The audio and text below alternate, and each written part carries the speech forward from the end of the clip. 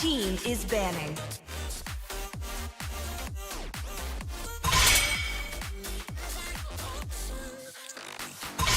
Please ban a hero.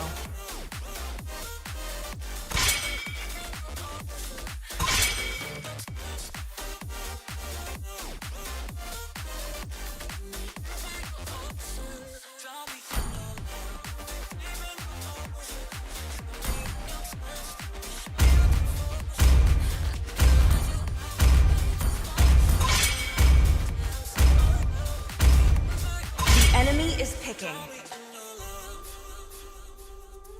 Light will fall prey Your to team shadow. is picking. Experience the euphony of who's next? suffering. The enemy is picking.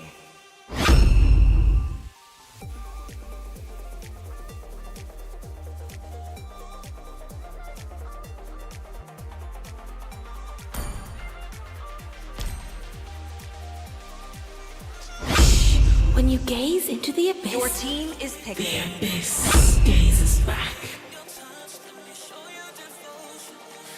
You should be ashamed for not trusting The yourself. enemy is picking.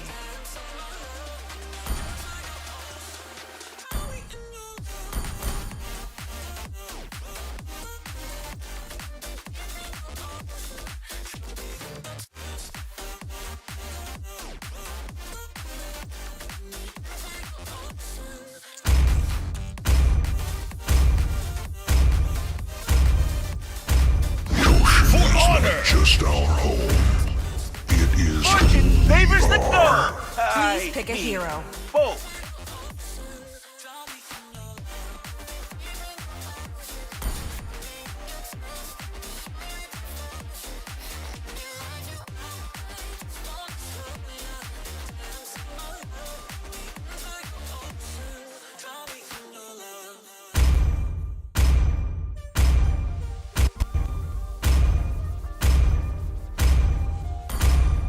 I love the smell of gunpowder in the morning.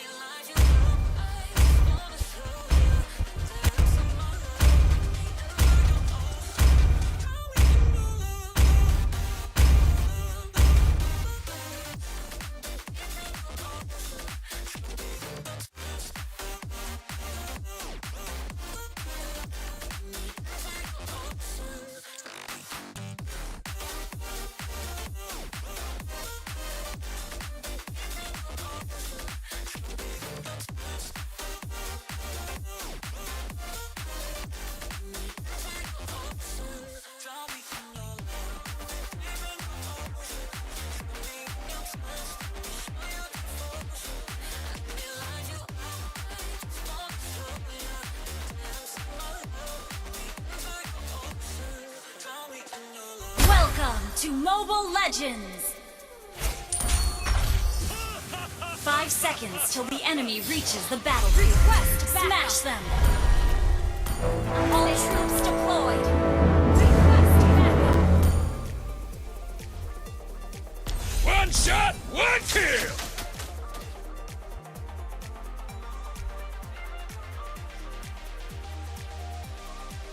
Time to teach you guys a lesson.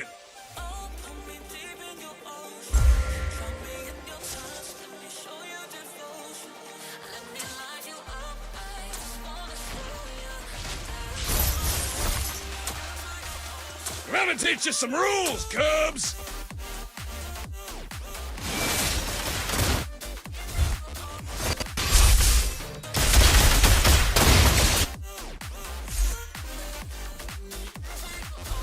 A real fighter never runs. Attack!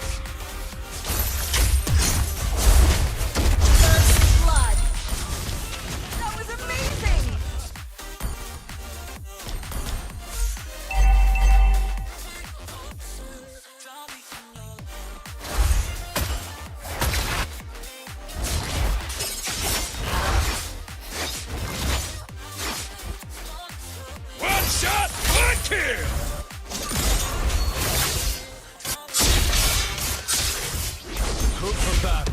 solo push.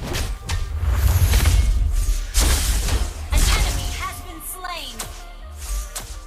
Gonna teach you some rules, Cubs!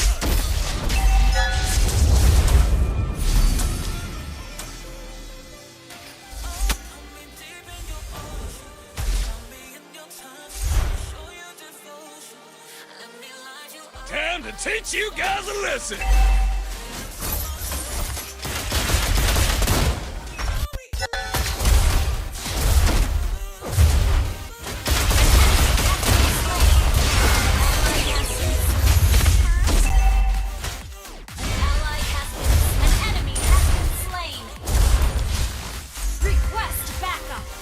Understood. Request backup. Gather up the turtle! Ult is ready.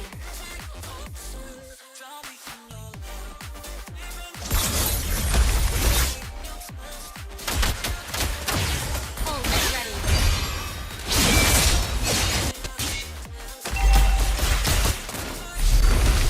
A real fighter never runs!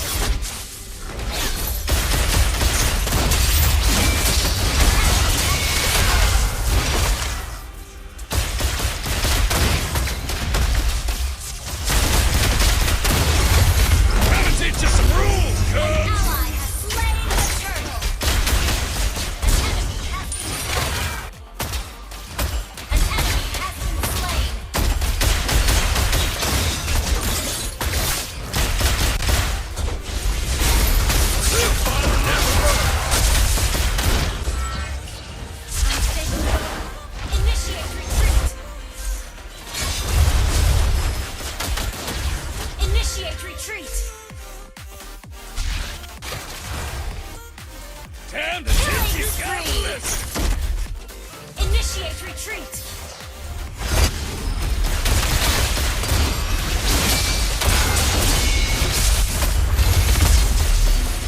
An enemy has been slain. Initiate retreat. Initiate retreat. Understood. Killing spree. One shot, Ally has one been kill! slain.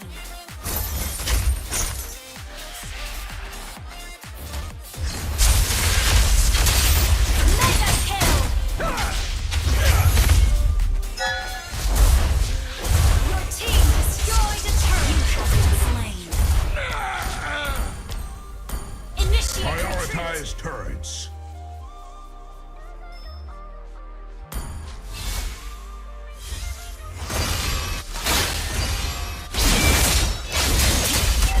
Time to teach you guys a lesson! Mega kill. Request backup.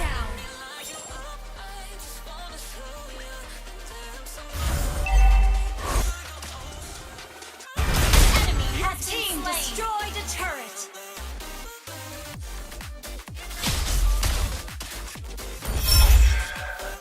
An enemy has been slain.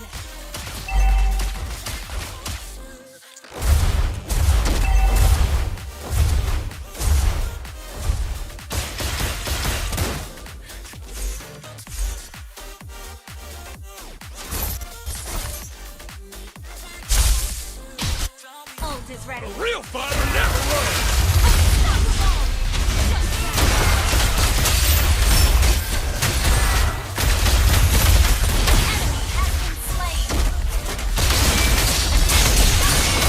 One shot, one kill!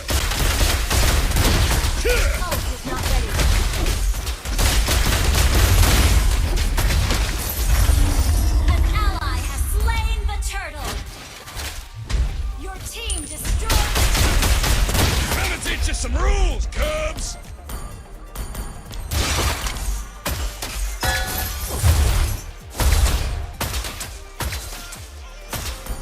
Hey, the enemy's missing!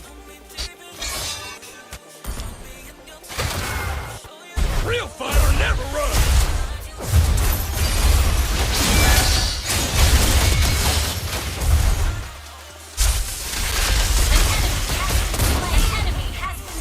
Is not ready. Gonna teach you some rules, Cubs! Double kill.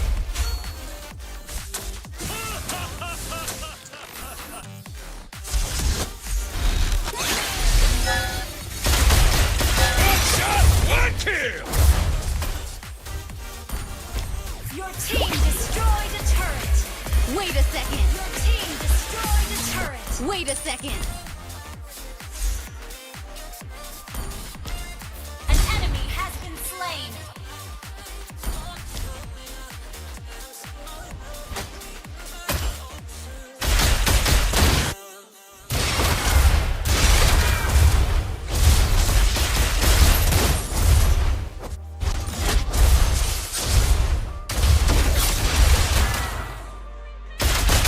Teach you guys a lesson.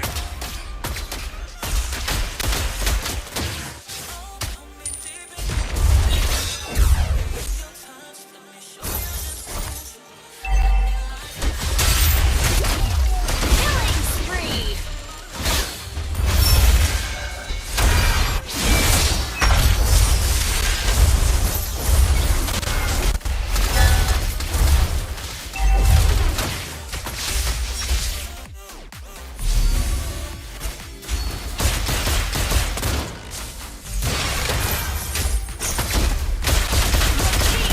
Killing spree.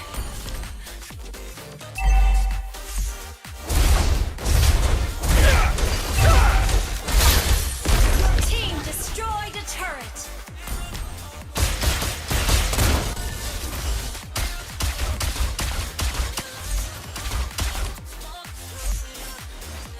A real fighter never runs. Gather up the Lord. Understood. タートルを攻撃しよう。 Gather up the Lord. Let me teach you some rules, Gather up the cubs. Lord.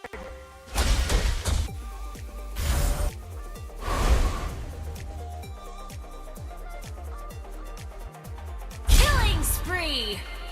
Attack the Lord. Time to teach you guys a lesson.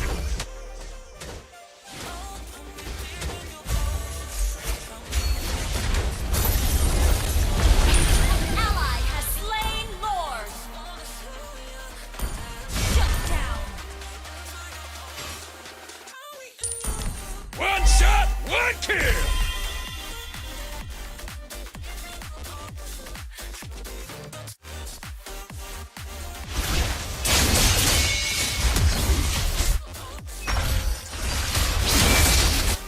Shut down. Mega kill. Double. Mega kill. Launch attack.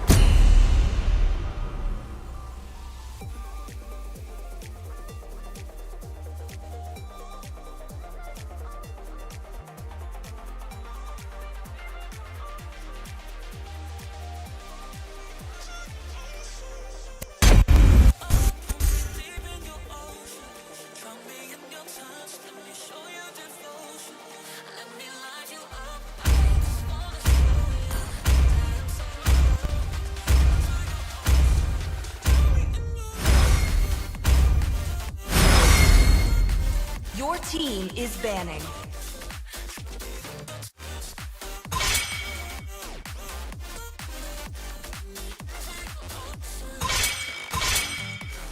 Your team is banning.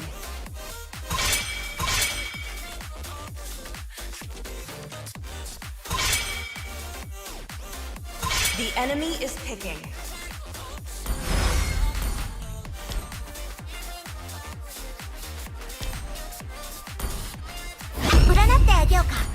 Please pick a hero.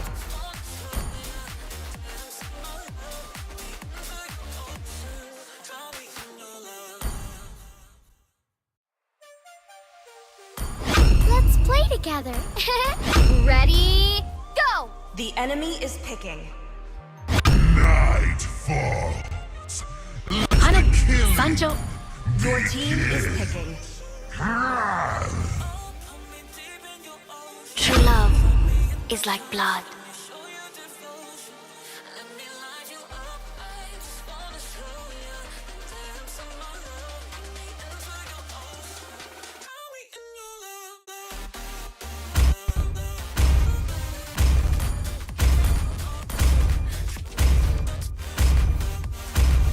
The hunt begins.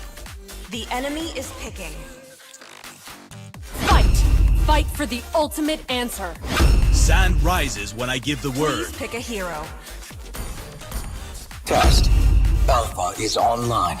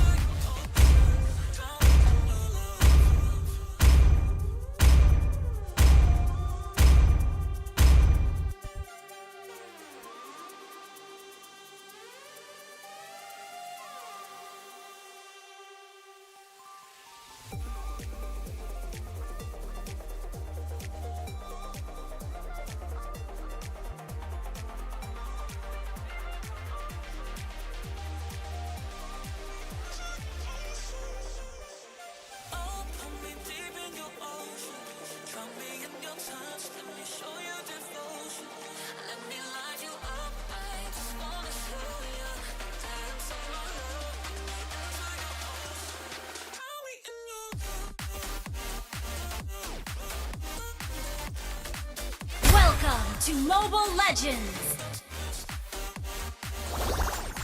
5 seconds till the enemy reaches the battlefield. Smash them! All troops deployed!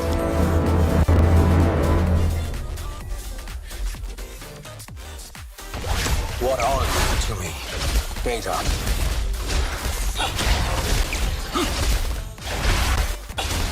Request backup!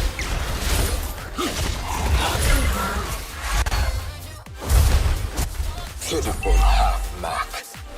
Request backup!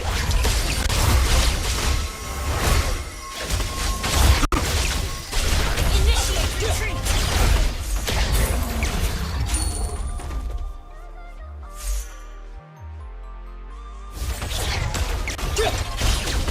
I am not you, but something more.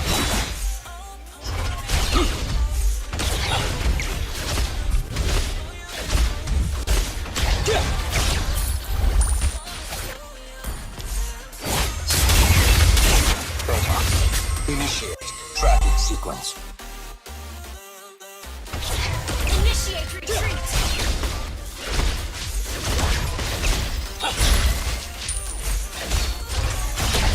Ult is ready. I am the true model #1. Blood!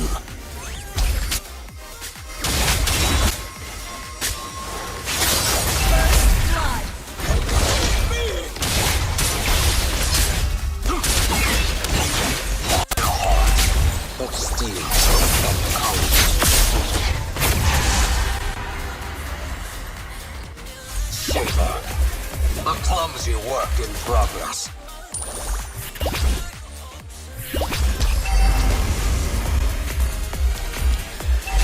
Request backup! Recharged. Alpha, standing Request by. backup! Understood.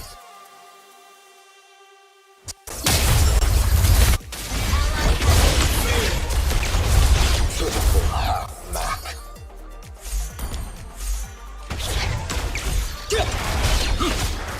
Prioritize.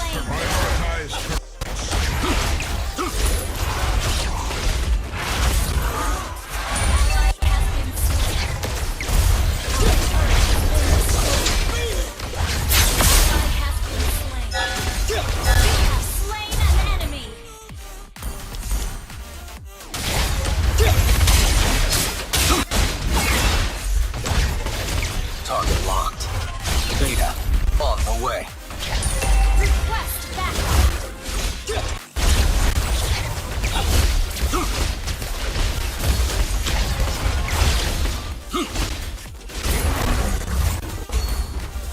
Execution at its finest.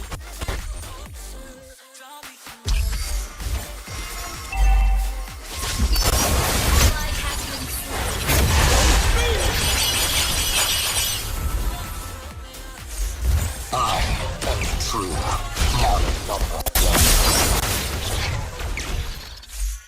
Initiate retreat. Enemy has been slain. You have slain an enemy. Time to upgrade the system.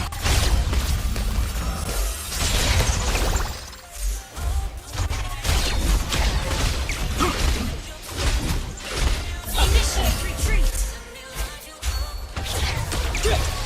I am the true model number one. Incredible speed!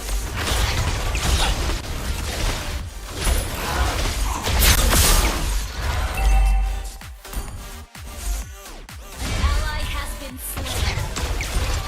Request backup.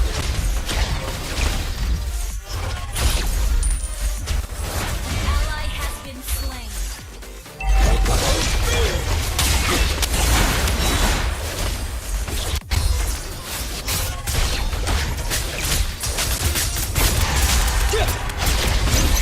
Slain. What is death? Our turret is under attack.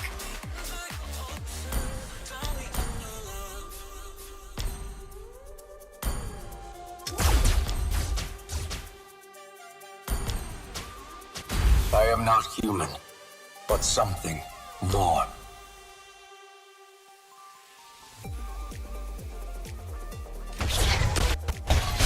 Pitiful half-man. Initiate retreat.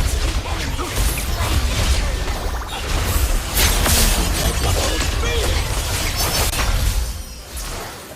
ally has been slain. Motion, synchronization, complete.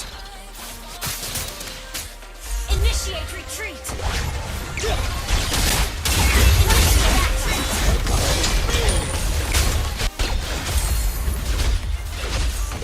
You have slain an enemy. Our turret is under attack.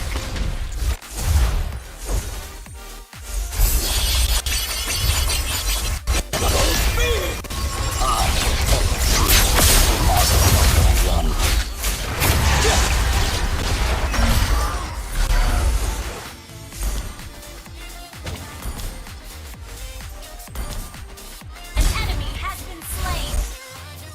Pitiful half-Mac.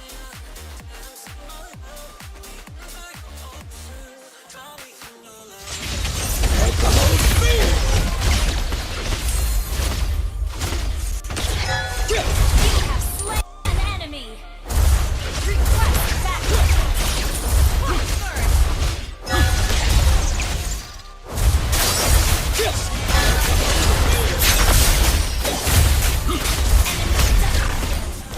Log uploaded.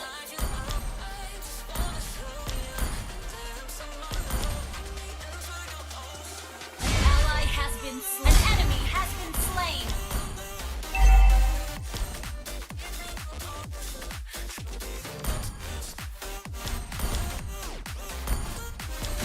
Trapped by no flesh or blood. Request backup. Good game. Saber. A clumsy work in progress. Request backup. Enemy rampage. I am not you, but something more. Enemy double kill.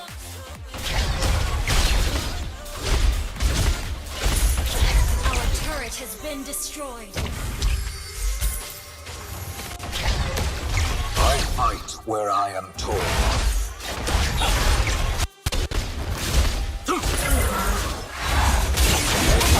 Slain the turret.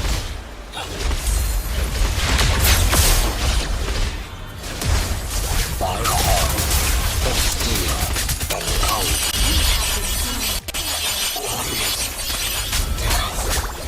Hang in there. Hang in there. Our turret is under attack.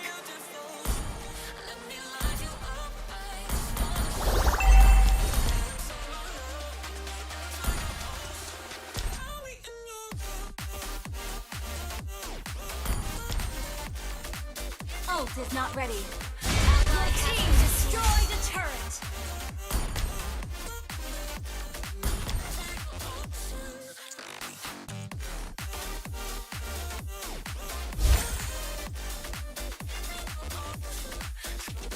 I fight where I am told. Our turret is under attack.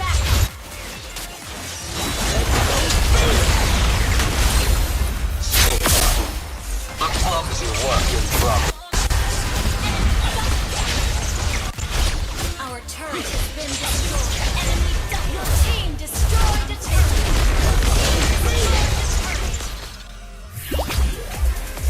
No other way Team than the destroyed a Alpha turret. way.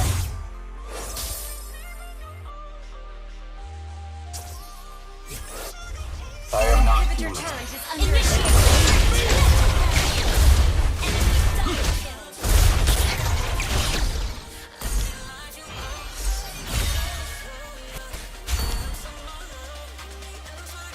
Target locked. Beta on the way.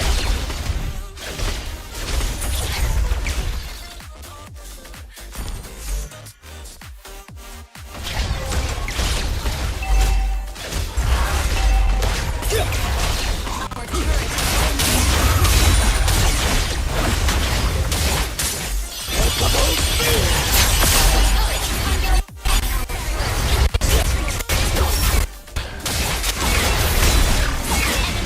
Log uploaded.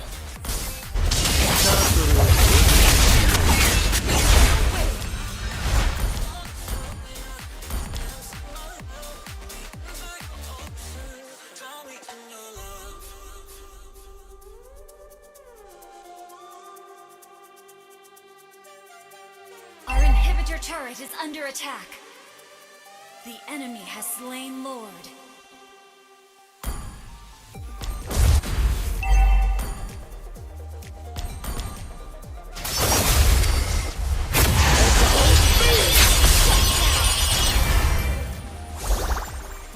Ult is ready.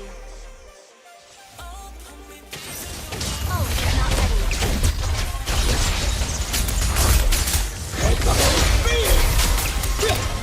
Pitiful.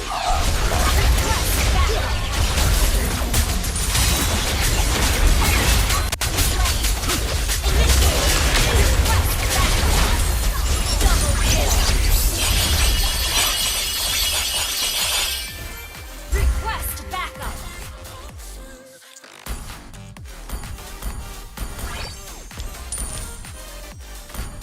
Our inhibitor turret is under attack.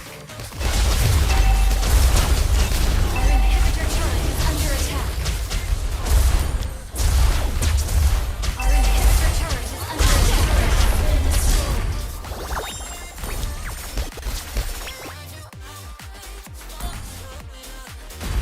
Saber. A clumsy work in progress.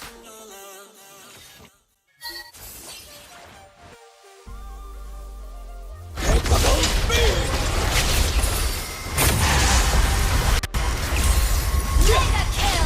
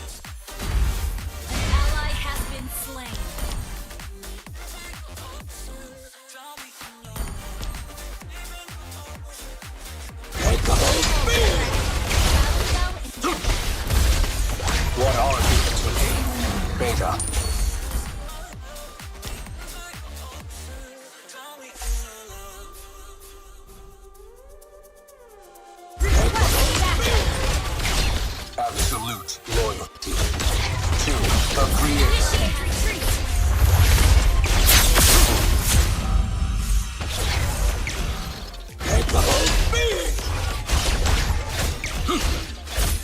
Execution at its finest.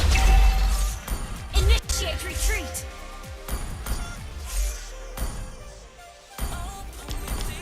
Attack the Lord. Initiate attack the Lord. Balance down and cool down. I am not here.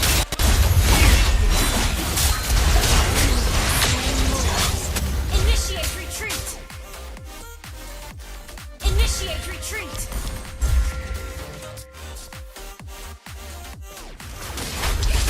Our base is under attack.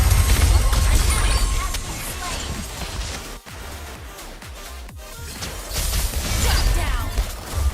An ally has been slain.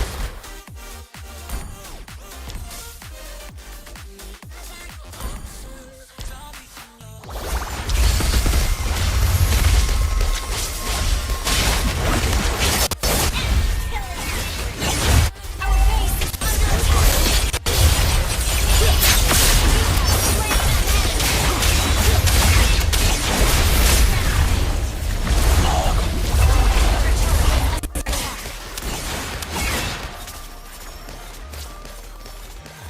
You have slain an enemy. Our base is under attack.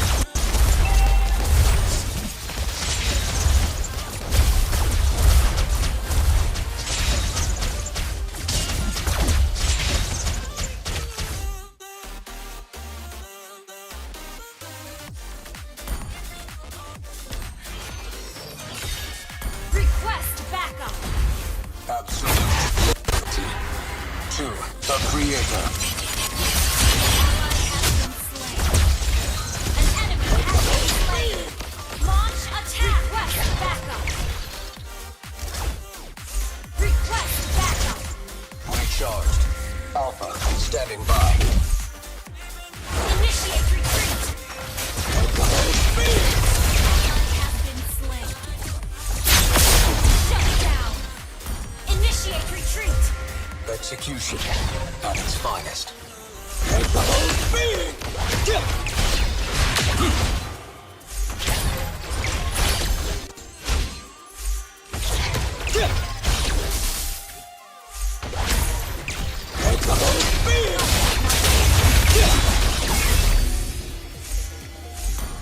Initiate retreat.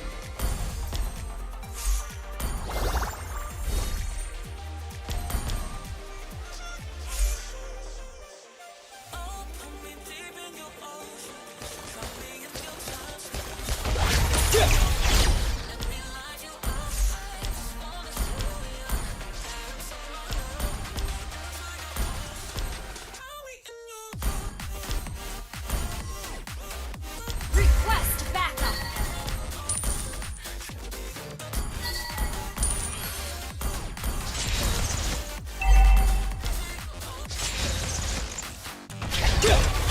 Pitiful half-man.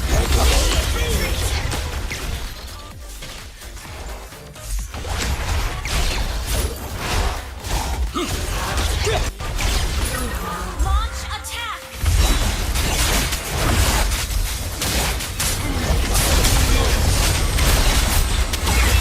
Request initiate retreat. Log uploaded.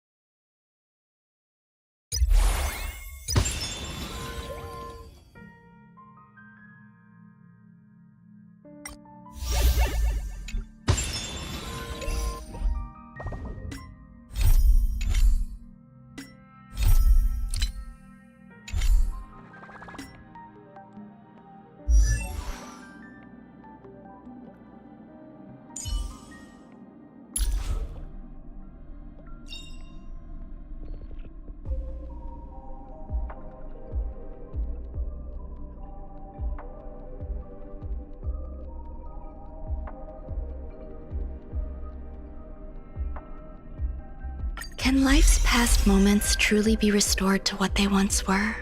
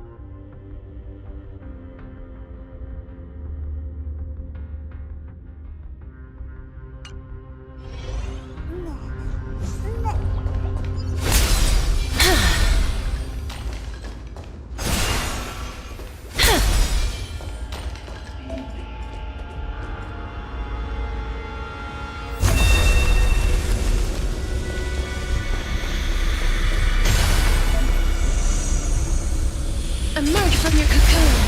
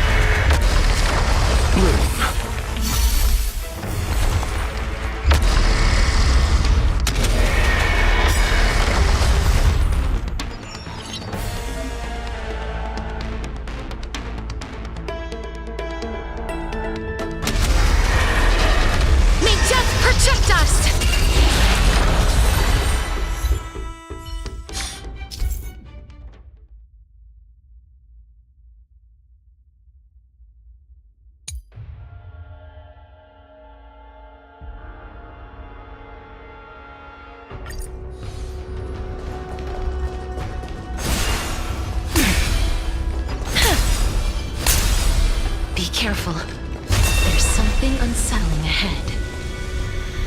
Emerge from your cocoon.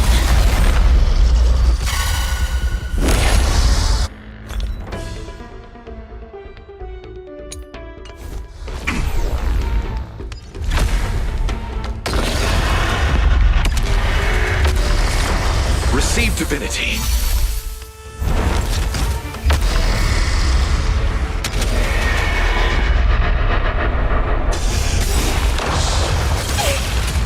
It's coming! I need the Let's Play! Let me go!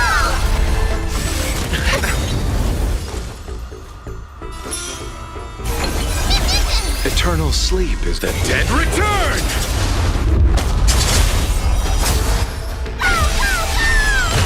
I'll see you off.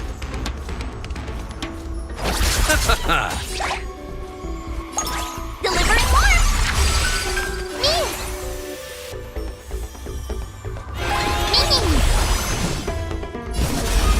Darkness with me.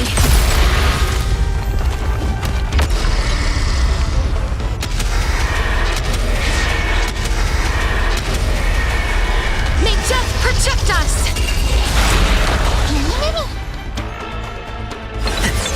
Life is not so fragile. It's coming! I'm the West Wind! Away we go!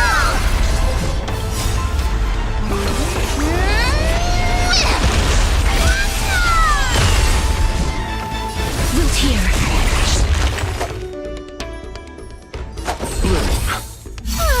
We like you!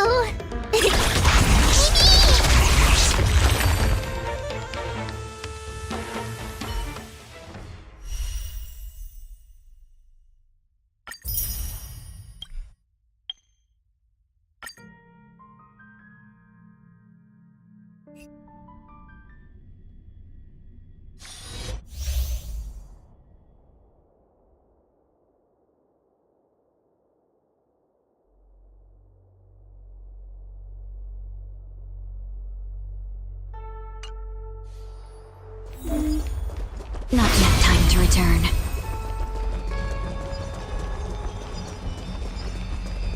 Not yet time to return.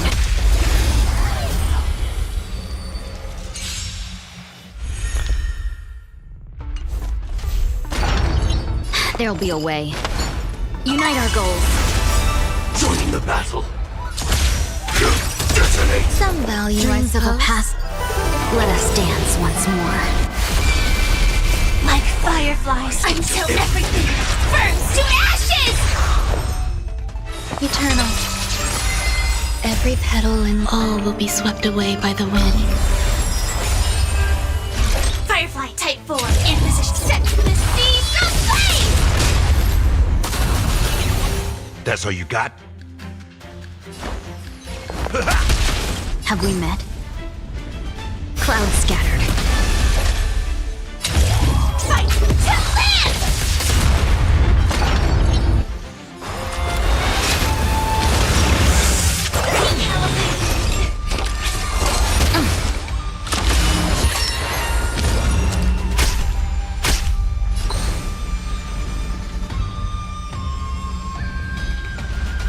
Dream vanished.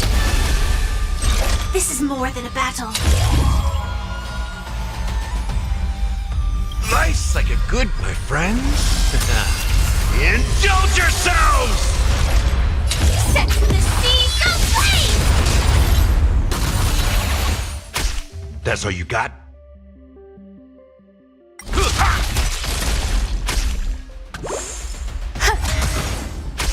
Fight to land!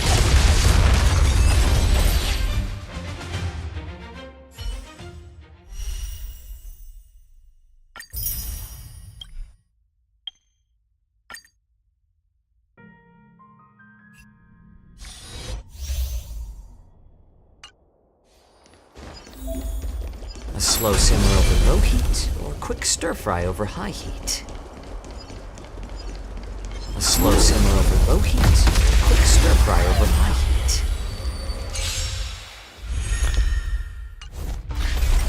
More seasoning.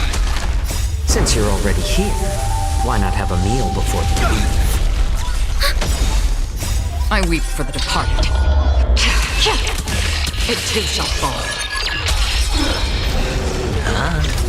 Destined for oblivion. A little more heat.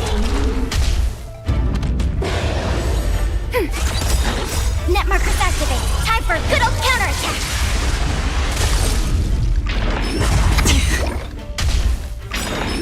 Again? All right. I weep for the departed. It too shall fall.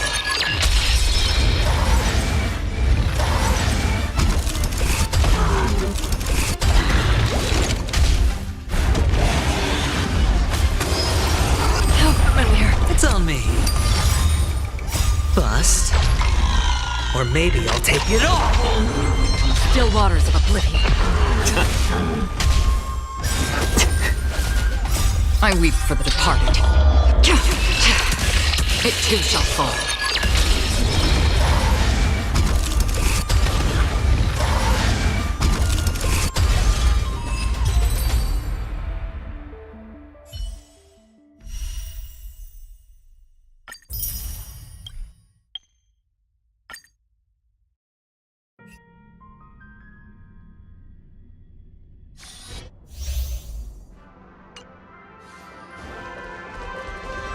Stream forth the gleam of old blades.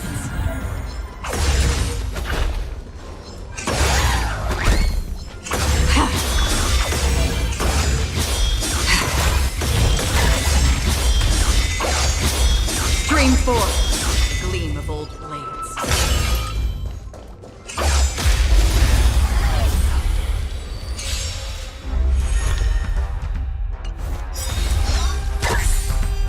Time for a buzz.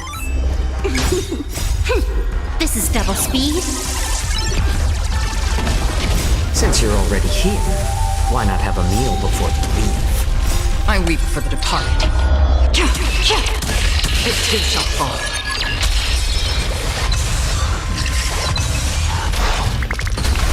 Time for a buzz. The confidence. It's just a tweener massage. Destined for oblivion. I weep for the departed. It too shall fall.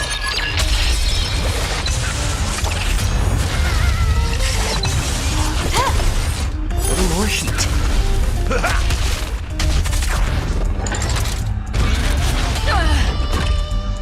Still waters of oblivion.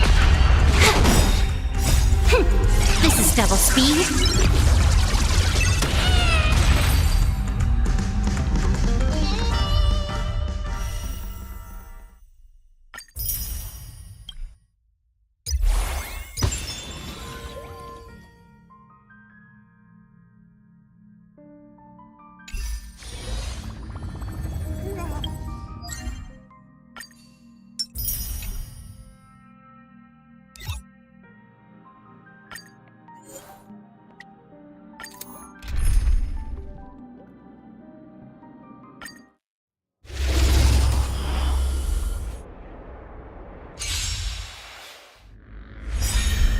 Pretty good crowd today.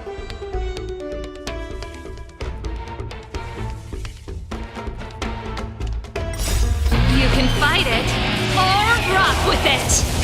Go, go, go! Keep up. Lighting the west wind. Away we go!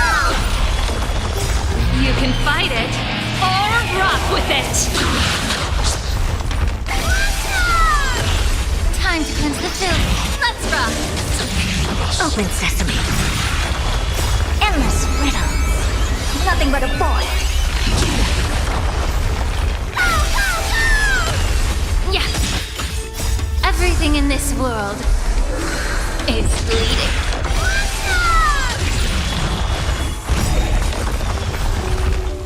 Lighting the west wind. Away we go!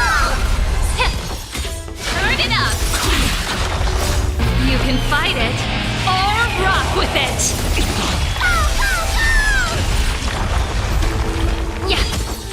Keep up. Expand your thinking. Watch it crumble. Endless riddles. Nothing but a void.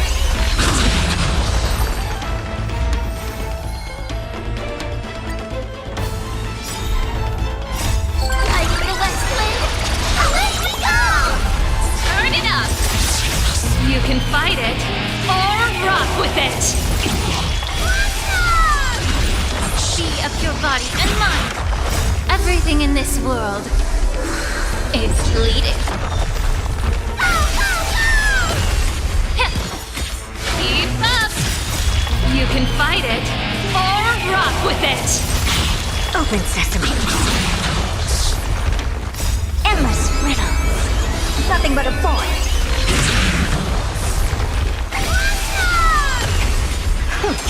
Yeah. Turn it up.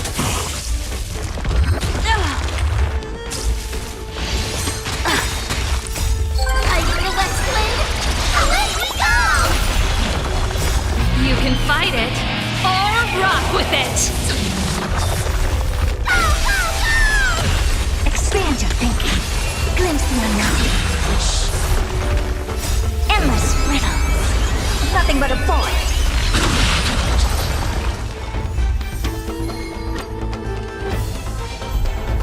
Keep up! Light the west wind! Away we go! Time to cleanse the filth. Everything in this world is bleeding.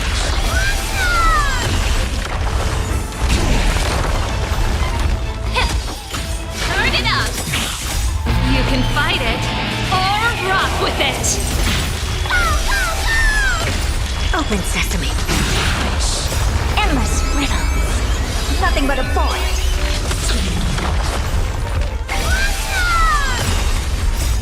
Light the west wind! Away we go! Yeah! Everything in this world is bleeding. Expand your thinking. Watch it crumble. Keep up! Endless riddles. Nothing but a void.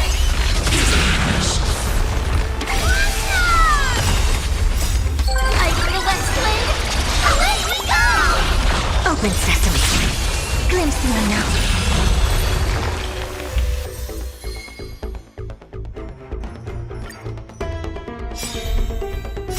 You can fight it, or rock with it! Endless riddles. Nothing but a void. Be of your body and mind, turn it up! Expand your thinking. Watch it crumble. Light the west wind! Away we go! Endless riddles. Nothing but a void.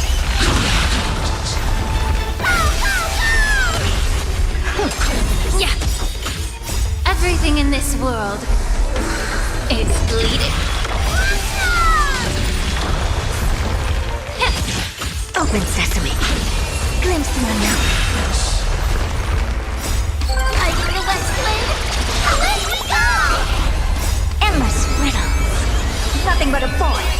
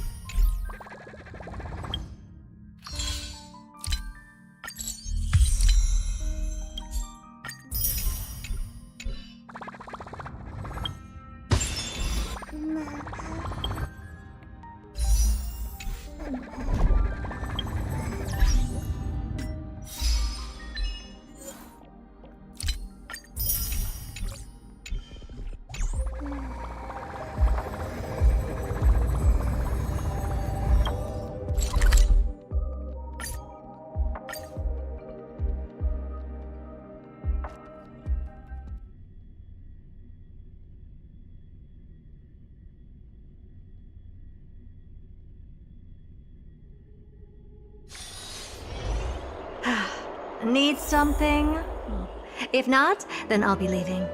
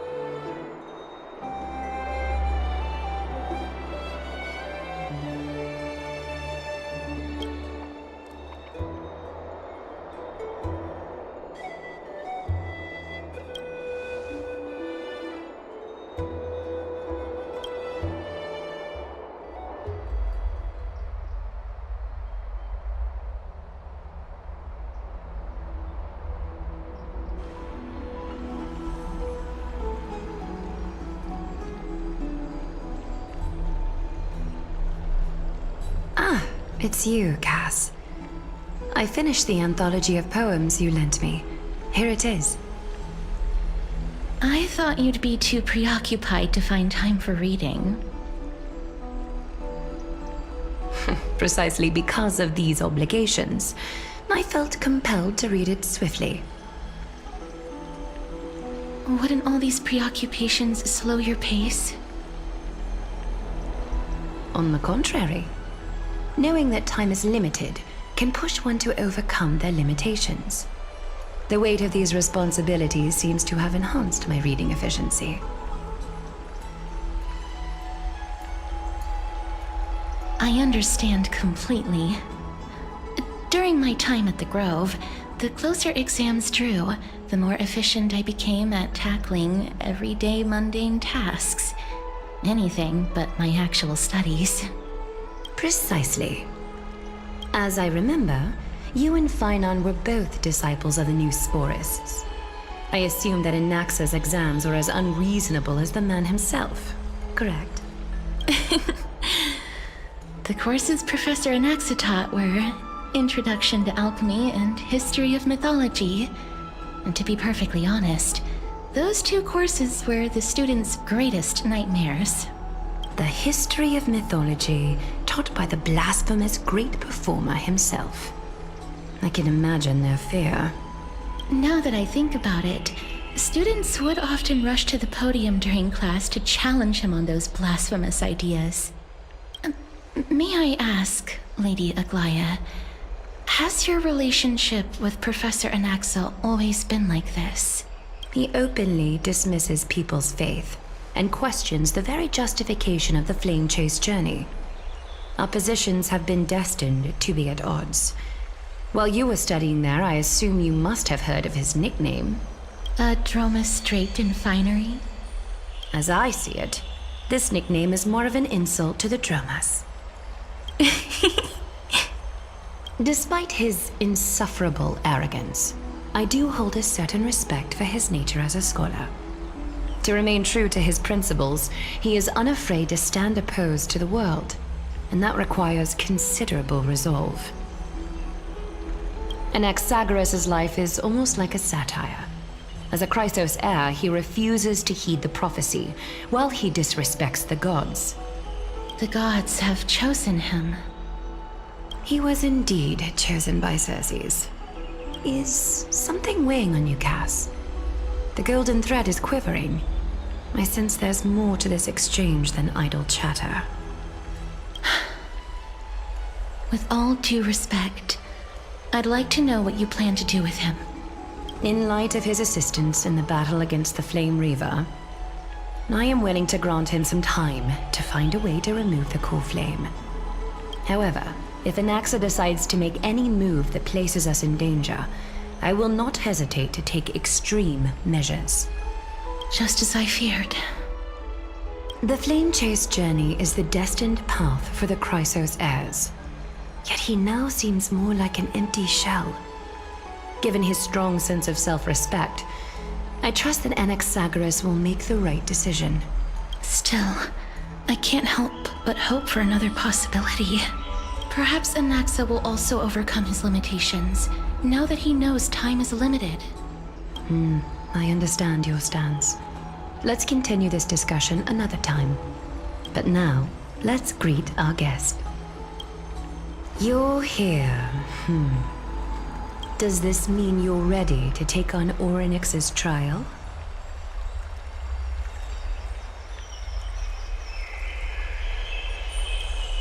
I understand. It was the sacred beast's idea, after all. However, it warrants careful consideration, given their intricate ties to the Titan. Memmy mem, memmy mem mem mem mem, memmy mem memmy mem. Surrendering the core flame is a Chrysos heir's duty. Your selfless assistance is deeply appreciated. However, I urge you to carefully consider the risks of accepting the trial. Becoming a demigod means forsaking your humanity. You will inherit Orinx's divinity and bear the time of Amphorius, all on your own. From that point onward, your fate will be forever intertwined with ours, never to be separated again, until the end of Genesis.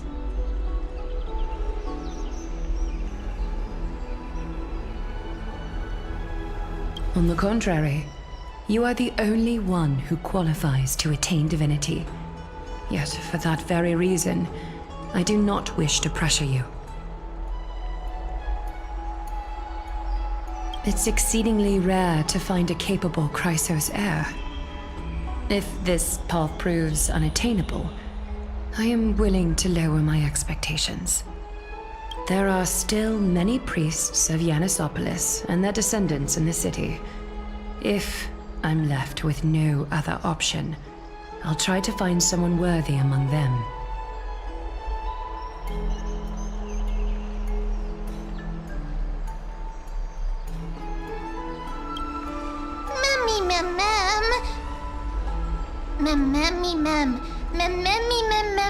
Hero.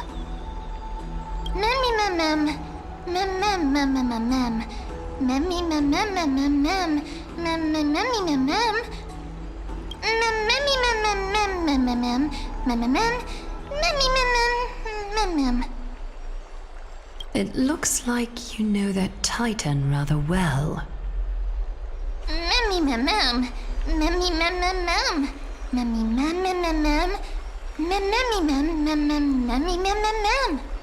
Memories that exist outside of your own experiences. I can't explain why, but I can vouch for Mem's words. When I was in the abyss, I heard the Titan's groans, full of pain and grievances, yet without any ill will.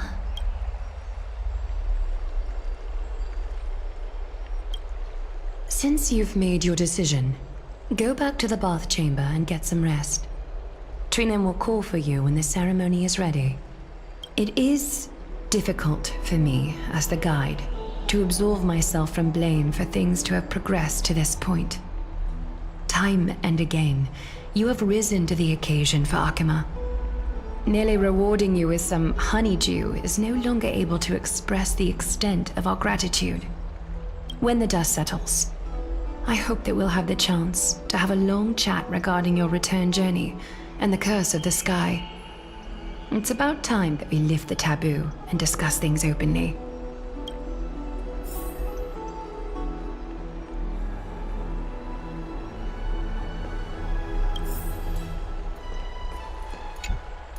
Mister, may everything go well for you and Mem.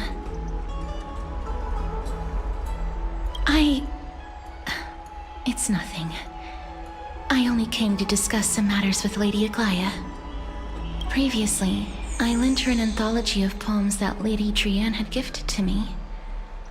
Tracing back, this anthology was something left for Lady Trianne by a bard before their passing. Although personal properties should be cleared out once their owner has passed on, Lady Trianne gave this book to me since she knew how much I like to read. No, it's just an ordinary book. It's definitely not some kind of unique copy. It just contains an allegory. In a faraway land, in a city known as Stixia, a dragon corrupted by the black tide descended one day, swooping upon the city like death itself.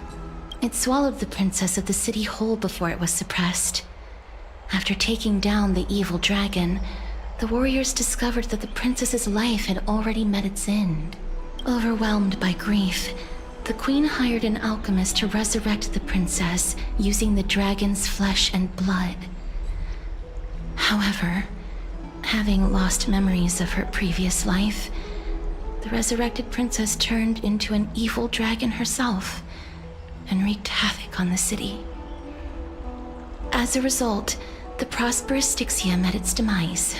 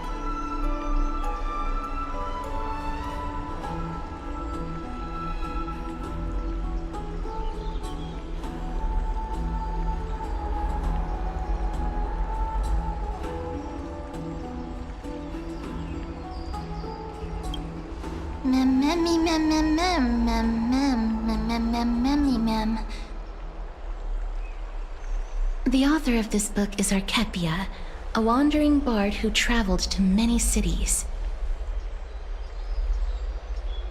Among the things she left behind are poems, dictionaries, and many tragicomedy scripts. She even clearly underlined and took notes in books that covered myths with her elegant handwriting. While flipping through these books, I felt like I was afforded a glimpse into the life of Archepia. It felt just like I was traveling with someone that I'd never met before. It was as if she had yet to pass on and was still alive.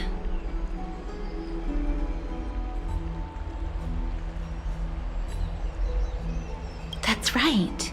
Writing, drawing, and taking photographs. It seems like human nature to try and leave records of things.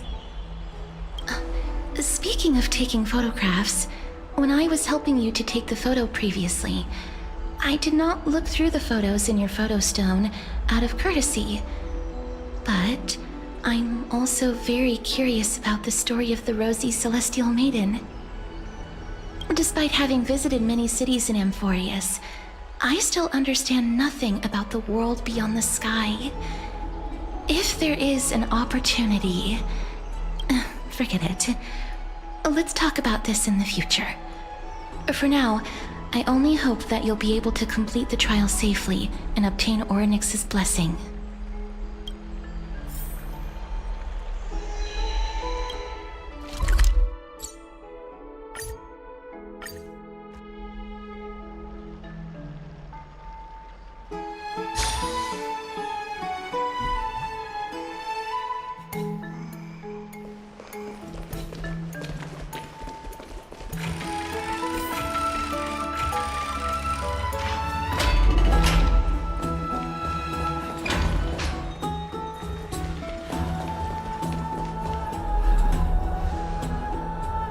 That's right. Oh, partner, you're back just in time. This is something that the both of you should probably know. Good news? I wouldn't call it that.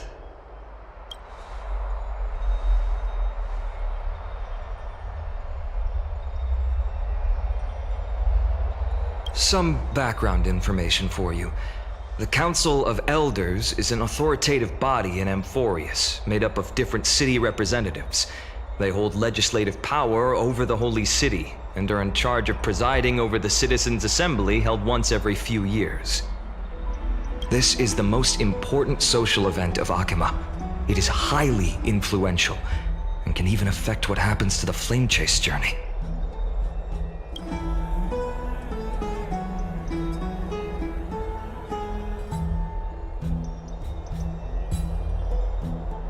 Despite her vision and wisdom that spans across thousands of years, even she cannot win over the hearts of everyone.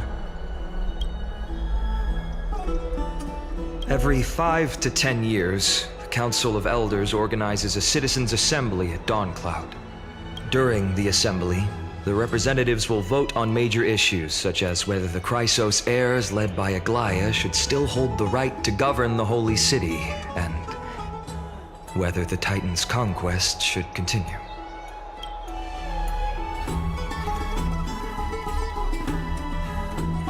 That is correct. However, the problem lies in the fact that there are ill-intentioned extremists in the Council of Elders. They view the Citizens' Assembly as a way to restrain the Chrysos heirs and hope to take complete control over the Flame Chase journey. We can refer to them as the opposition. During the assemblies held in the past 100 years, the voices supporting the opposition have been growing stronger in the shadows. It's only thanks to Aglaia that the Flame Chase journey has been able to continue to this day. The Citizens' Assembly is just around the corner, but this time, there seems to be a new variable to the situation.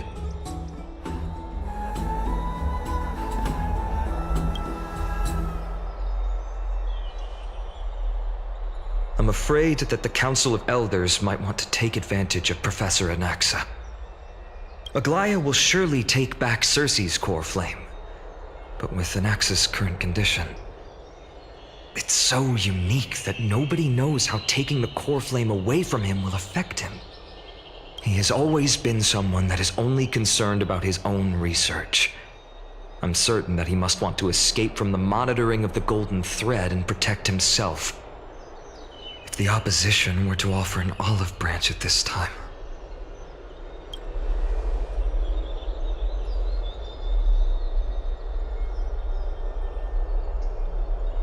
Anaxa has never believed in the prophecy, so technically it cannot be considered a betrayal. However, he has taught many Chrysos heirs, and has long been considered an important ally of Akuma. I truly do not wish to see comrades turning on one another.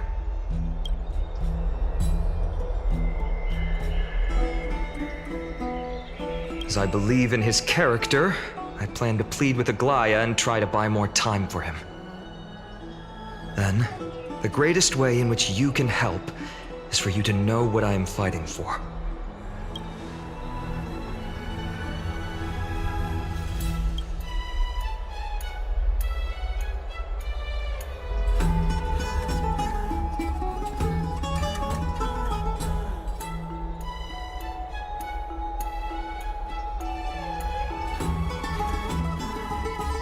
Allow me to apologize for the fact that we always seem to be troubling you. I hope that Orinx will show more benevolence and be more accommodating. I remember that they seemed quite fond of you back in the Abyss. Go and rest and regain your strength. We'll meet at the Vortex in a few days. Oh, right. You can read this scroll if you want to find out more about the Council of Elders and the Citizens' Assembly.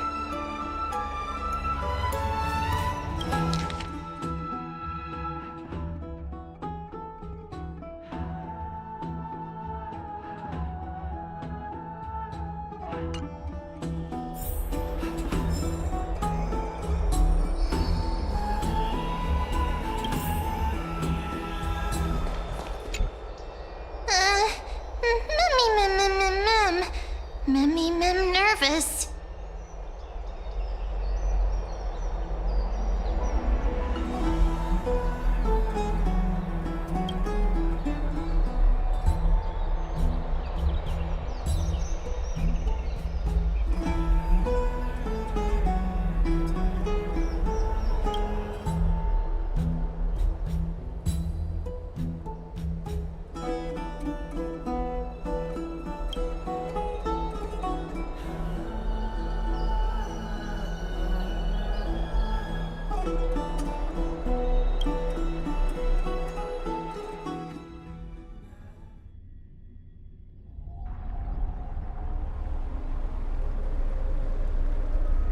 Esteemed one, Orinx's vacant totem awaits. If you have already made your preparations to become a pillar of Amphorius, please, step forward.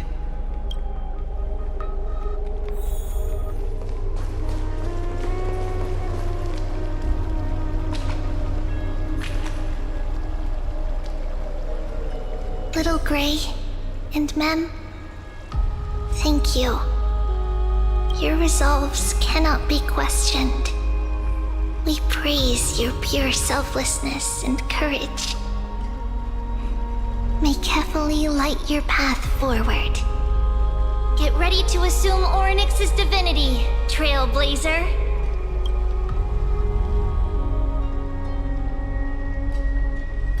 The divine position of Orinx has already been vacant for some time.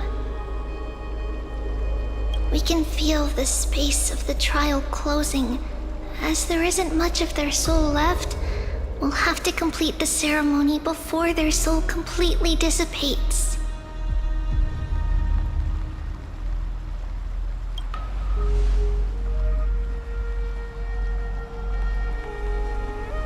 The 8th core flame coveted by the miracle that once belonged to the great Veil of Evernight, Orinx. It shall now be returned by the 2 elected heroes of the Chrysos heirs, A traveler who is upright and courageous, and a sacred beast that invokes miracles. Who? Both of you, please, come forward.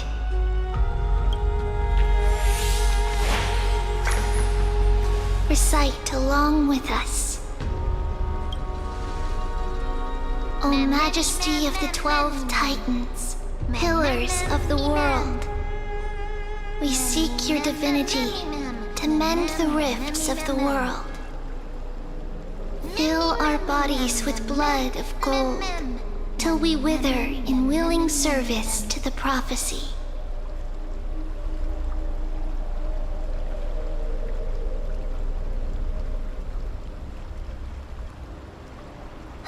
These are just words meant to make the prayer seem more solemn. Please, focus.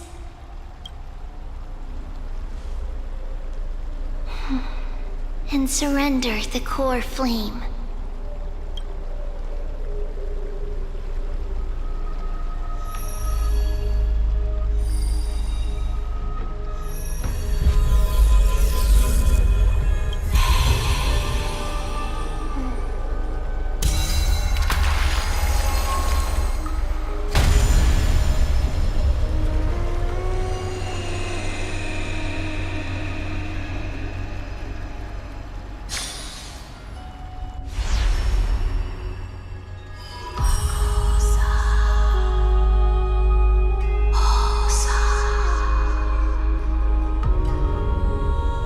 Orinx. Their soul has been waiting for a long time. Perhaps they're also quietly waiting for the arrival of their successor.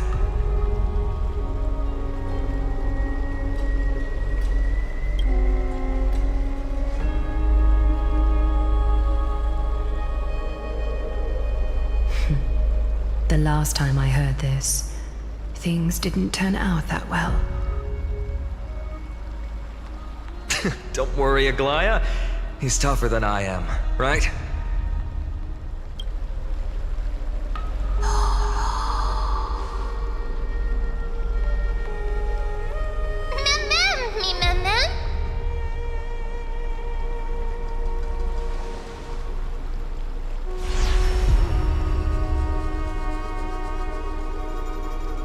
Traveler from beyond the sky, let us pray that the Titan acknowledges your worthiness. Although he loves cracking jokes at inopportune times, his determination is as strong as the Chrysos heirs. He will definitely succeed. While he's away, I would like to have a chat with you, Aglaya.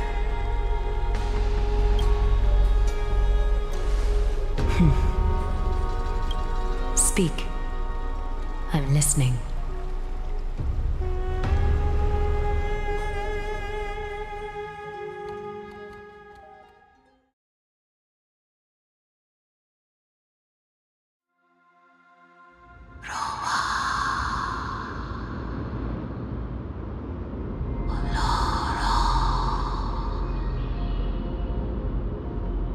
Slap, slap! Wake up!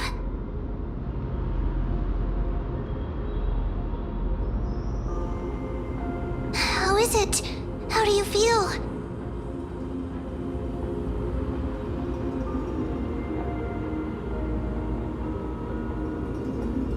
Right? I think that it's amazing too! Testing, testing, 1, 2, 3! Testing, testing, 1, 2, 3! I have such a cute voice! It must be because of all the memories that I collected. They allowed me to grow beyond expectations. Also, listen. The words of the Titan are becoming clearer. Mother, it hurts. Have I finally reached the end? Are the years of isolation coming to an end? Orinx. Oh, how heartbreaking. Ever since the figure draped in the black cloak robbed them of their core flame, they have been relegated to waiting in isolation in such a confined space. We are going to help alleviate their pain, right? Memories broken. Mother, where? Mother? Who are they calling out for?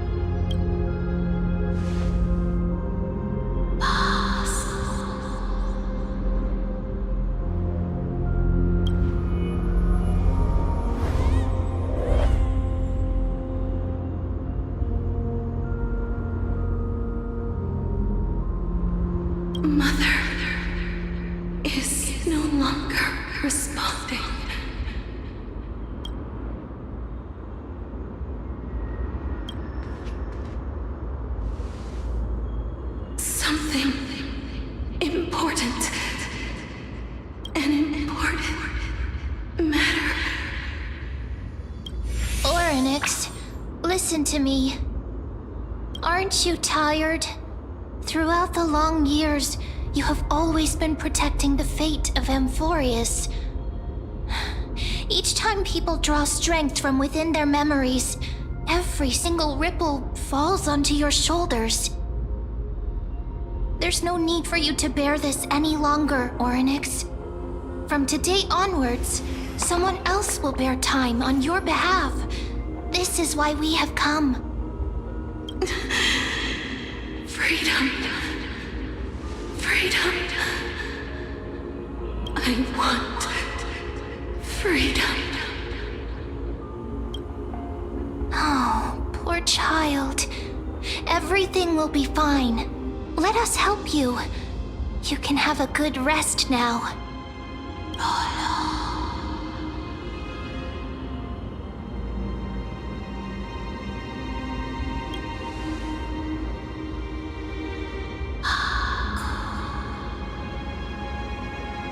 You have potential, strength,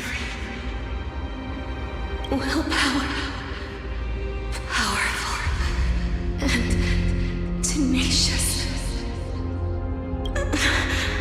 But you lack something. Just one thing. Lacking something? What is it?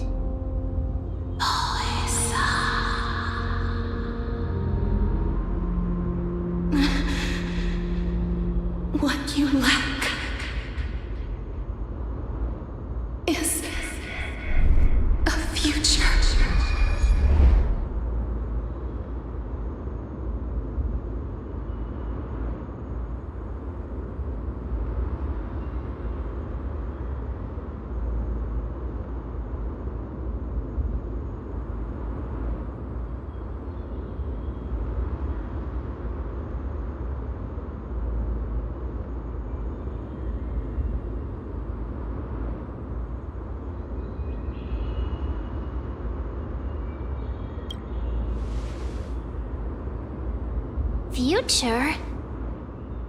Traveler from the sky.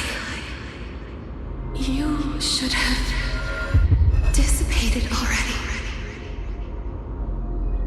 The gaze from Skyfather.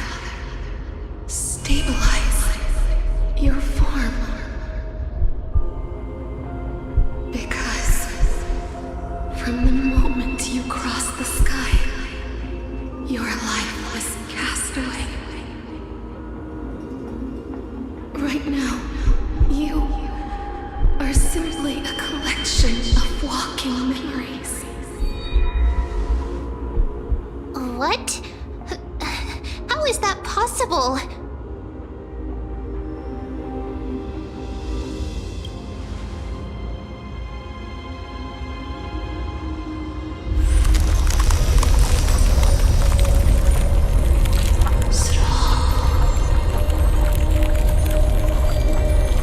The space is collapsing. Someone must inherit the authority.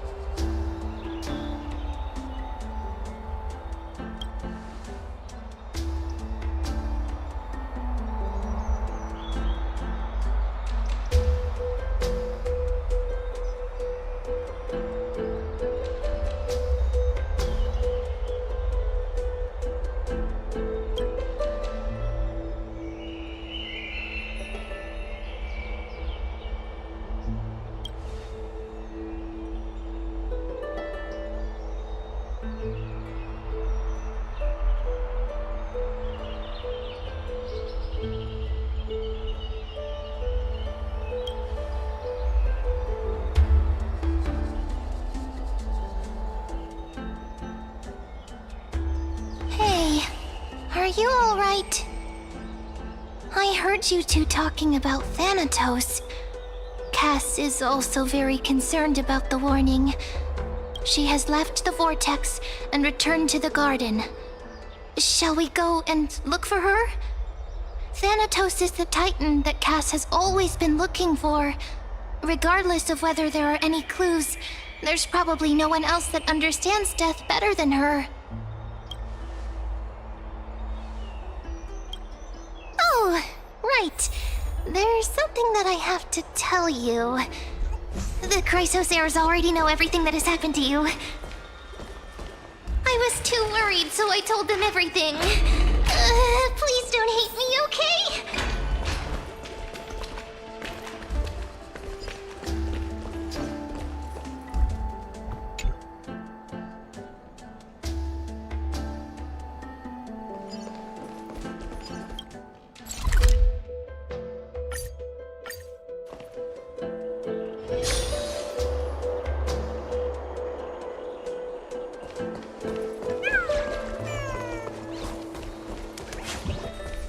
Mister, I'm right here.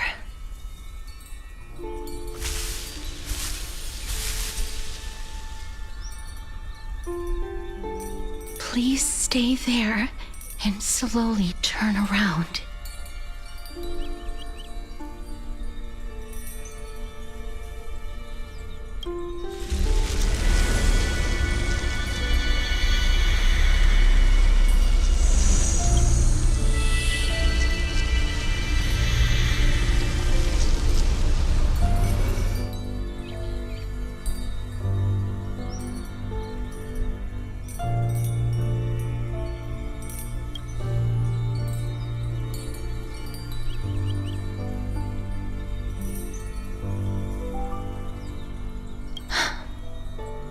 Please pardon me.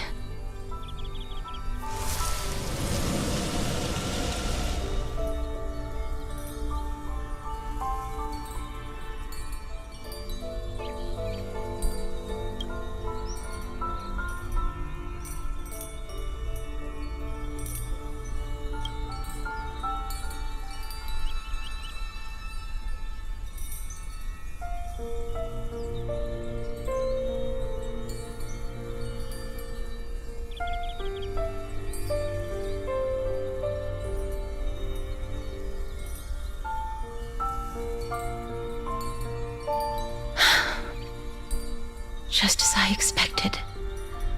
I cannot feel anything.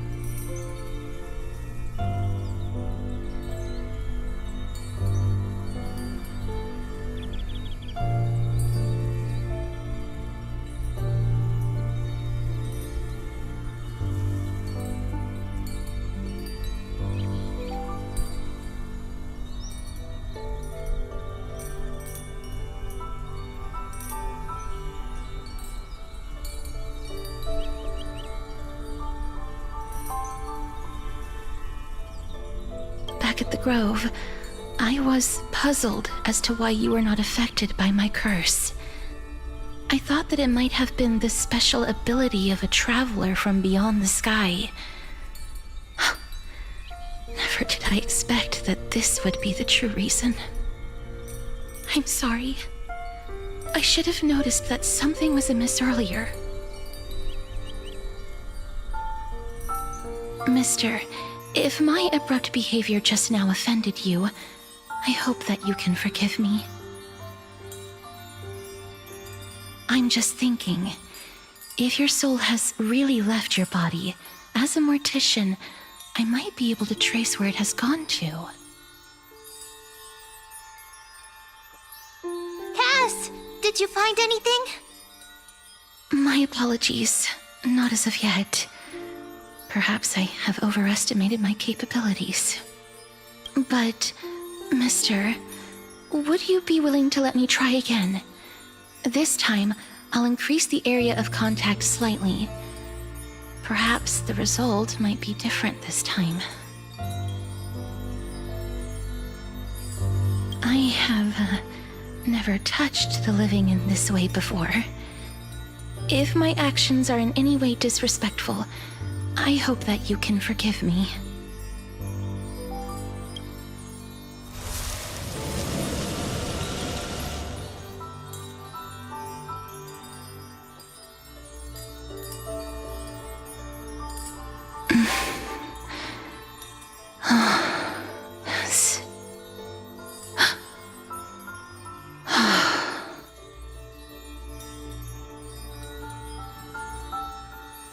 I seem to have caught a glimpse of something. Your soul is currently roaming someplace and cannot find a way to escape. But perhaps it might not be a bad thing. If your soul is still wandering around, it means that we still have time. We have a chance to find it before the fingers of Thanatos sweep everything away. Clues. Just a few more. I need more guidance. The connection has been severed. With my strength, I'm not able to trace it. It was me. I was a little too hasty. Don't worry, mister. Although we currently have no leads, I will do my best to search for the whereabouts of Thanatos, bring back their core flame, and personally return to you the life that you have lost too soon. I know that I'm lacking in confidence, but I hope that you can keep this promise of mine in mind. Before I manage to deliver on this promise, please do your best to hang on. Amphorius needs you.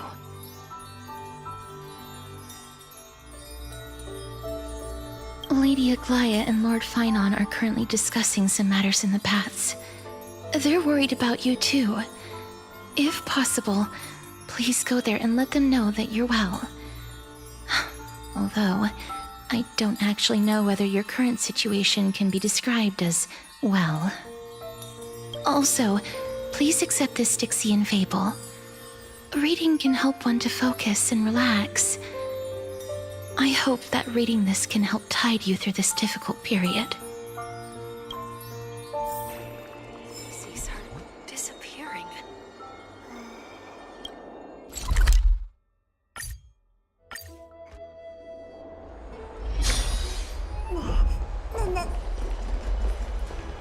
They're here.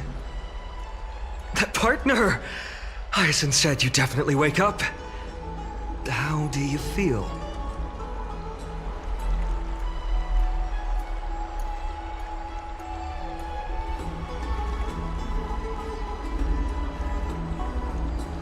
That's the medical prowess of the Twilight Courtyard.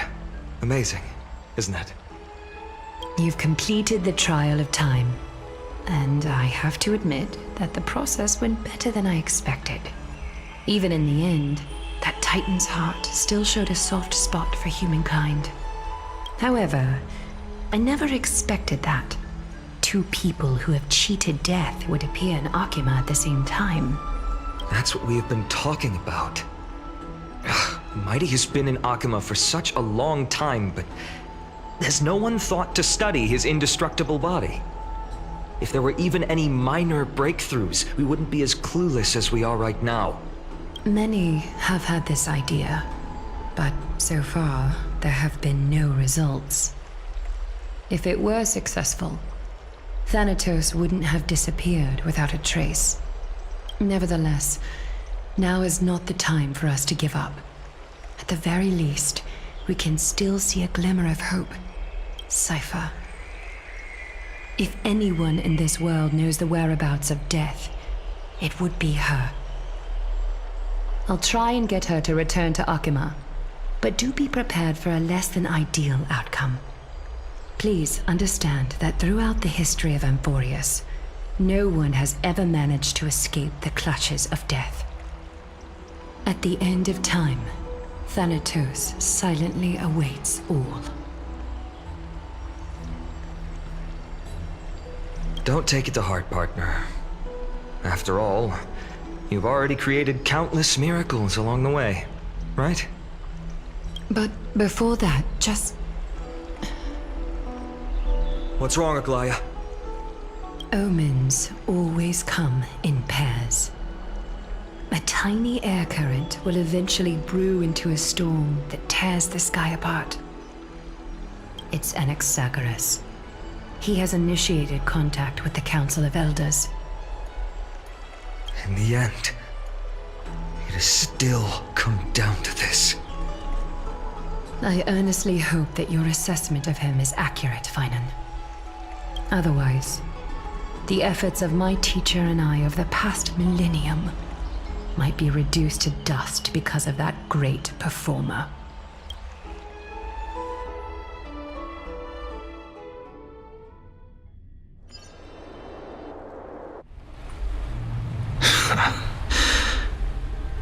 I'm back here again. I remember this dream. This realm is covered in a silk-like fog, and the land is barren and harsh. The crowd of travelers leaves tracks everywhere. Hey! Excuse me! What is this place? Where in Amphorius are we?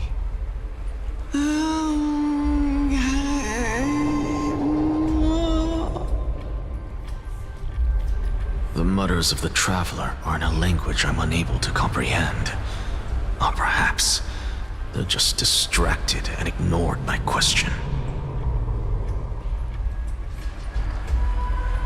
Tell me, which Titan reigns over this land? And how do I find them?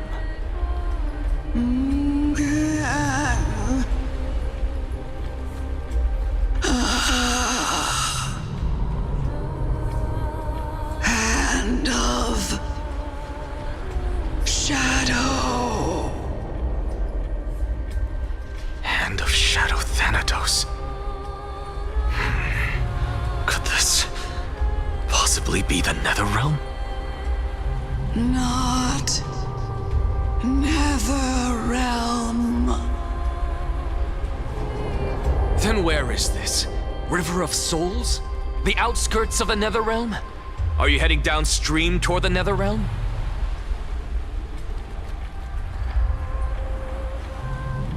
The Netherrealm. Nothing but an illusion. Titan rejects you, me. Listen. What? The traveler lifts their wrinkled fingers and remains silent. I look in the direction they are pointing and listen closely. There. A massive shadow brought the sound of rushing tides. The sound of tides. I can hear it.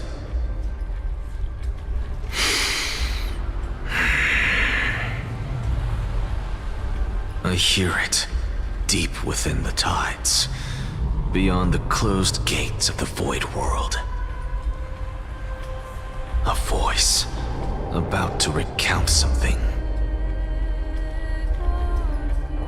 Child of humanity. Is it death's embrace you yearn for with such urgency?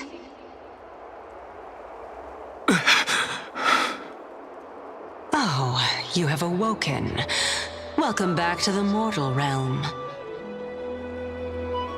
Your consciousness is dissipating much faster than I expected. Ultimately, it seems like the Titan's core flame is incompatible with a mortal body. How much longer can my consciousness remain in the mortal realm? In my estimation, At best, you'll see 15 more entry hours. 15 days and nights. What is it? Are you finally starting to become attached to the mortal world now? On the contrary, 15 days feels a little too long for solving a singular problem.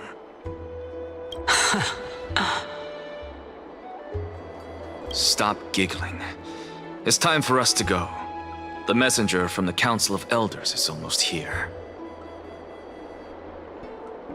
Let me ask you one more question. Are you really planning to betray Aglaya's will? What betrayal is there to speak of when I was never loyal to her to begin with? What about that white-haired student of yours?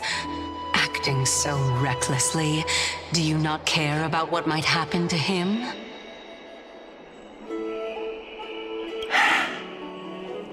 There will be a price to pay for blind faith. This is also a lesson for Finan.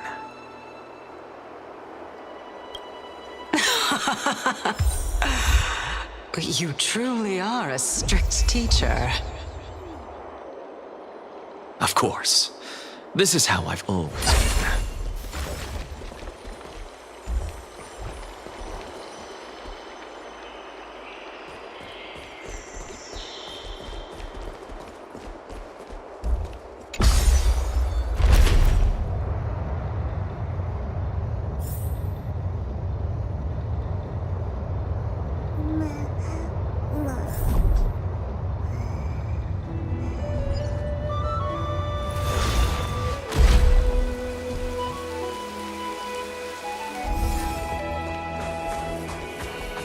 Sorry to keep you waiting, Lord Enexag. It's been a while, Lord Enexagaris. I greet you on behalf of all the citizens of Akima and express my deepest regret about what happened at the Grove of Epiphany. It's you. I never expected that you would personally come and meet me. By carefully into Lantern above, I have come as a testament to the justice of the Council of Elders. There are anti-Catherians here? They have been a rare sight ever since the Chrysos War. I extend to you my utmost respect, revered Titan.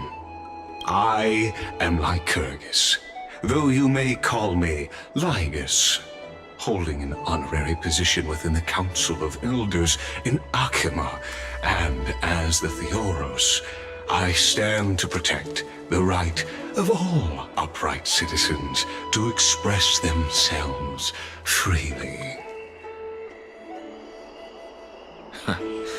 You can see them too? You know about us. We anti-Catherians perceive the world through the amplitude and frequency of souls.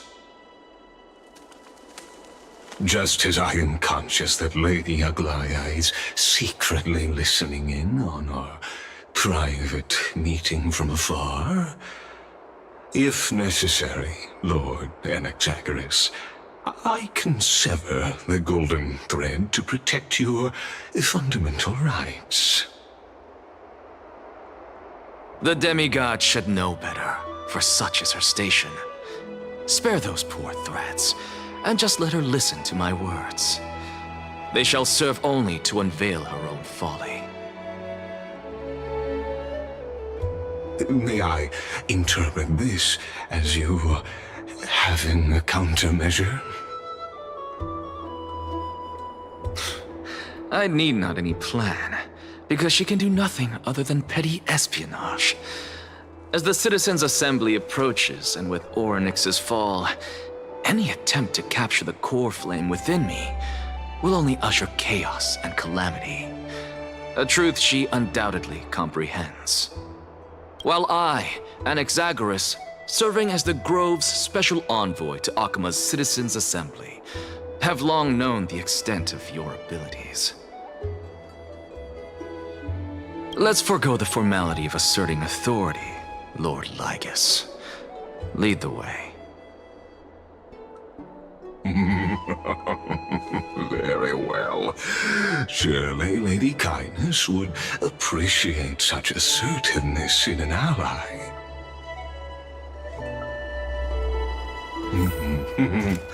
She's been waiting.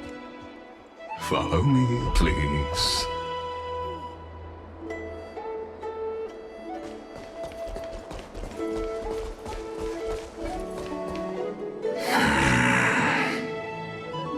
Is there something on your mind, Lord Anaxagoras? Nothing, really. It's just a question that I contemplate every time before I ascend to Dawncloud. For the Titans, does the falling equate to death? Ah, a pondering truly deep. Time is on our side. Do you mind sharing your reflections with me? While all living beings must ultimately face their demise, Kefali has yet to meet theirs. Their journey continues unhurriedly along this long path. Are you suggesting that Kefali may not have truly passed? Yes. For dying implies an ongoing process, an action, whereas death signifies a static state, a definitive termination. In contrast to mortals, Titans exist on a grander scale of space and time, thus elongating their passage into death. The notion of their fall is but a misinterpretation born of mortal ignorance. Ah, an intriguing concept, albeit challenging to substantiate. After all, Kefali has maintained a profound silence ever since the era Arasa, while scholars and priests alike have conveyed the message of the gods' imminent fall. Perhaps the gods in their arrogance deemed it beneath them to reveal their perspectives to mortals. Could you elaborate on your statement? Circes, the kin of the Sky Father as recounted in myths, now resides within my brain. Were I to inquire, Kefali would have no cause to refuse. Oh. That very well could be true. But what if the world-bearing Titan still chooses to remain silent? In that case, the myths crafted by the people of Amphorius are nothing more than pitiful jests. It's worth a try. I believe, and I'd love to witness the fruits of your theory and the change it may bring to this imperiled world. Because I completely concur with you on this aspect. If the Titan has indeed met their end, any response from them would be impossible.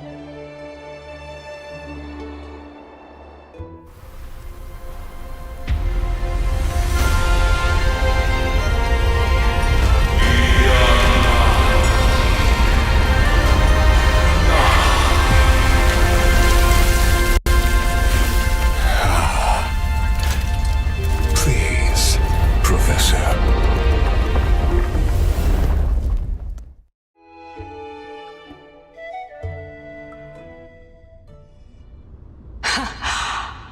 Children of humanity have indeed created a spectacle. Welcome to Dawncloud. The atmosphere here carries a greater sense of solemnity than the mundane clamor of the Marmorial Palace, with entry permitted only to the invited. Only esteemed beings grace this place, and among them I've received priests, scholars, warriors, and now we even have the honor to be in the presence of a Titan. Oh, what a joyous occasion. Once deemed a blasphemer, now a surrogate for revered divinity. The honor should rightfully be mine, shouldn't it? I'll notify Kindness and the others of your arrival. Kindly wait for a moment. A soldier will be here to guide you shortly. In the meanwhile, you're welcome to explore the vicinity, but kindly remain within the guard's view. Delaying the crucial meeting is something none of us wish to see, I presume. I'm well aware of Kindness's methods. There's no need to emphasize that. As you wish. Your cooperation is much appreciated.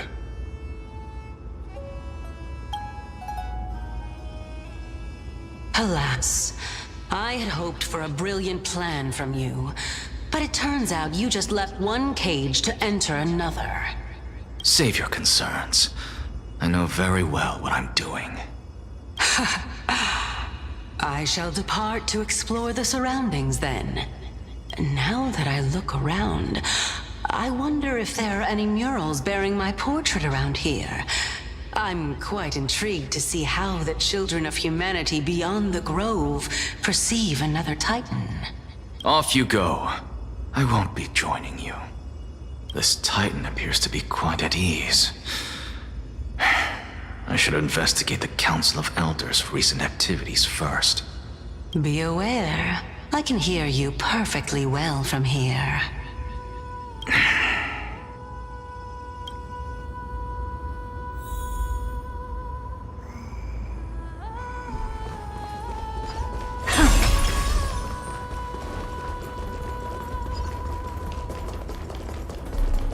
Professor Anaxa! Over here! Professor Anaxa? Word has it that the scholars of the Grove valiantly perished resisting the Black Tide.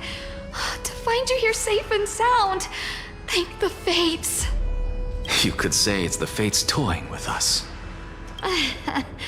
It's only the Kremnoans and Idonians who chase glory through death. But your survival is a victory in itself. I'd settle for that gladly. So, are you here to report the incident to the Council? I heard that after the Black Tide devoured the Grove, Akuma would be next in line, even with the demigod of strife standing alongside humankind. Tell me, how much does the Council of Elders know about the Black Tide? Once Kindness and her followers learned of Circe's and Orinx's fall, they proclaimed in the Council that the Flame Chasers could no longer stand against the calamity alone. Yet, when the Crown Prince ascended to godhood and repelled the Black Tide, she immediately altered her tune, declaring that all was resolved beyond Akuma, with the only remaining menace now being Aglaya and her adherents. They might well make their move at the upcoming Citizens' Assembly. No surprises there, those shifty opportunists. Thank you for your honesty, virtuous student. Being an opportunist could very well be a facet of wisdom. Shouldn't you be searching for murals of yourself? I've had enough of your prattling. I was really curious to see how you would find the middle ground between both factions, so I came to listen in. But it seems as though this Kindness is much more ruthless than Aglaya. If so, why do you want to work with her? Could it be that perhaps you've decided to readily surrender this hollow shell of yours, just because you feel like death is fast approaching? I'm afraid you'll be sorely disappointed if that's what you truly think.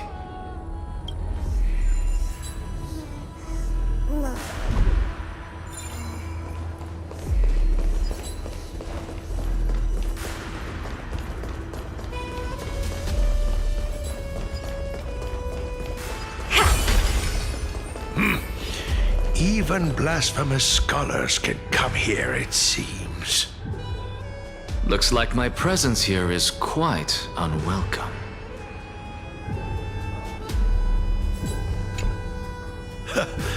Anaxagoras, I thought that you had died to the Black Tide, just like the other scholars. As Kephale's priest, are you not aware of the decorum of respecting the dead? Surely you jest. You blasphemous heretics are not worthy of respect from the Supreme Being. Let me remind you that you're currently in Dawncloud, so you'd better keep your deranged language to yourself. I am no longer that altar servant from years ago who could only acquiesce to the commands of others. Now, I have plenty of ways to deal with people like you. I'm not sure whether I should laugh or cry right now. I can't believe that a follower such as you could have been made by a creation titan. As I see it, a dead titan can't provide you with this level of confidence, right? Then who is it exactly? Could it be kindness? You. Seeing how fond of you Elder Kindness is, I shall let that slide for now. Leave immediately, and don't impede us from receiving the Supreme Being's blessings. Seeing as we were able to hear of this matter from the mouths of others, it seems that kindness is indeed quite sincere toward us. Perhaps this affair will proceed smoother than I had anticipated. Oh my, what a thrilling confrontation. As expected of one of Kephale's followers. Are you praising or insulting him? Praising him, of course. As a believer of the God of Deliverance, it is only natural that he detests evil. Didn't you hear me? I asked you to leave. Go as far away from here as possible. Don't mutter to yourself like some sort of madman and disturb my meditation. I've had enough of this.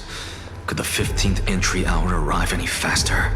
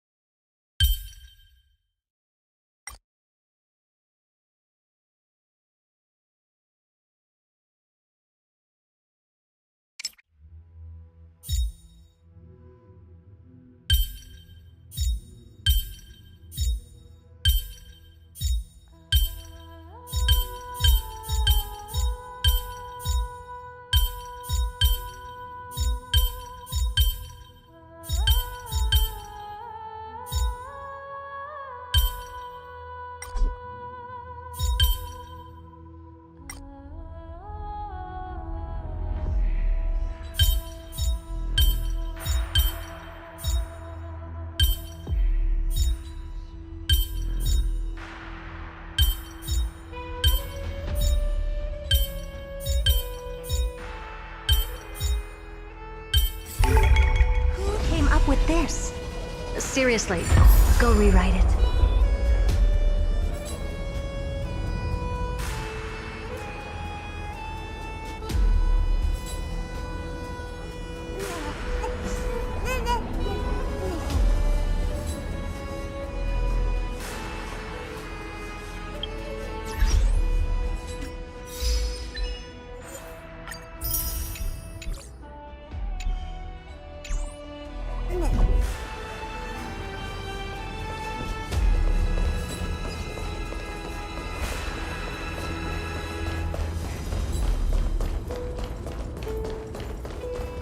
Oh, my. Could it be that the great tree painted in this mural is actually depicting me?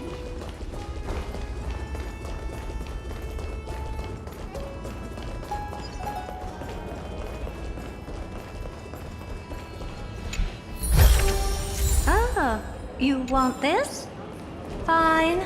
Take it and amuse yourself.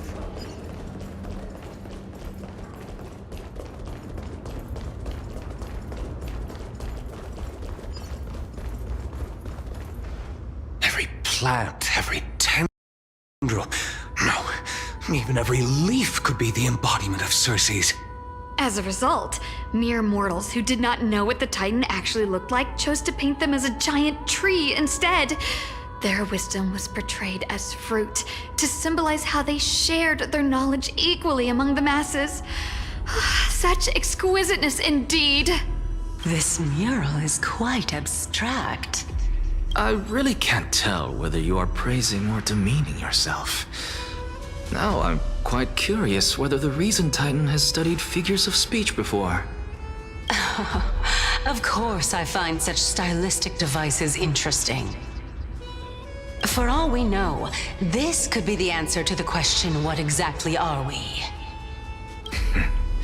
I, for one, am not willing to admit that I could look this ugly. Was this the reason why you failed in your attempt to refine my soul when you were ambushed at the Grove? Since you are aware of this, why did you save me back then? From perspective, this point alone was enough to separate you from the average person.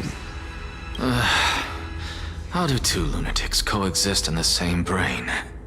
Therefore, it seems that your journey to Dawncloud this time is not just to seek protection.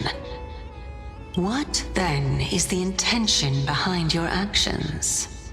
The entire plan is stored in my memory, so why don't you look there? Then don't mind if I do. 1 year old? 2 years old? Oh my! Even a member of the preeminent Seven Sages must hug his droma stall to sleep? How interesting. That's enough. How unusual. Your soul is actually trembling. This must mean that behind this toy hides a secret that nobody knows, right? Since our days are both numbered, I don't mind telling you more about it. This is a present that my sister gave to me. It's a doll that was made to look like our family pet. So there are other members in your family, eh? Are they also living in Akama? Don't you just love to pick through my brain? Go on, continue flipping through my memories. It won't take long. You'll discover the answer when you reach the memories of when I was 5. Oh, the black tide is everywhere. I can't bear to look. When I was young, I couldn't accept this outcome either. Georios, Aquila, Kefali, and you, of course. Although I prayed to every Titan that I could think of for help, my efforts were ultimately futile. This...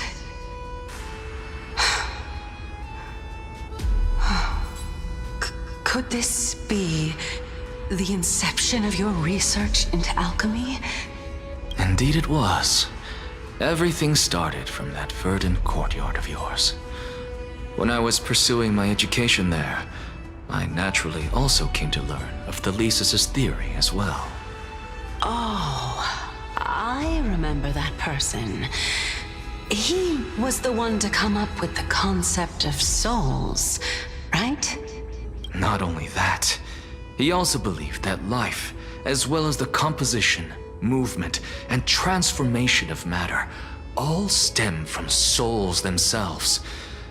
This is why I thought that, since all living things stemmed from the same origin, why could I not sacrifice myself in order to resurrect my nearest and dearest? Anaxa, you... I did it, teacher! But this is absolute blasphemy. Regardless of how much freedom the Grove provides, such an act could cause you to be burned at the pyre. Your beloved, where is she now? Send her away from the Grove at once, to a place where nobody will ever be able to find her. Otherwise, the both of us will be judged by the Council of the Seven Sages. Calm down, teacher. My sister, she's still not in the mortal realm, even to this day. What do you mean? It was naive of me to think that I could snatch the deceased from Thanatos' grip by merely sacrificing one eye. Equivalent exchange. All I received for that price was but an opportunity to see her for one final time. Nothing more.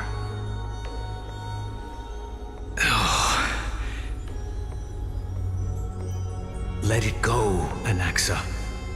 As one of my best students, I cannot watch you go down the wrong path without doing anything to stop it.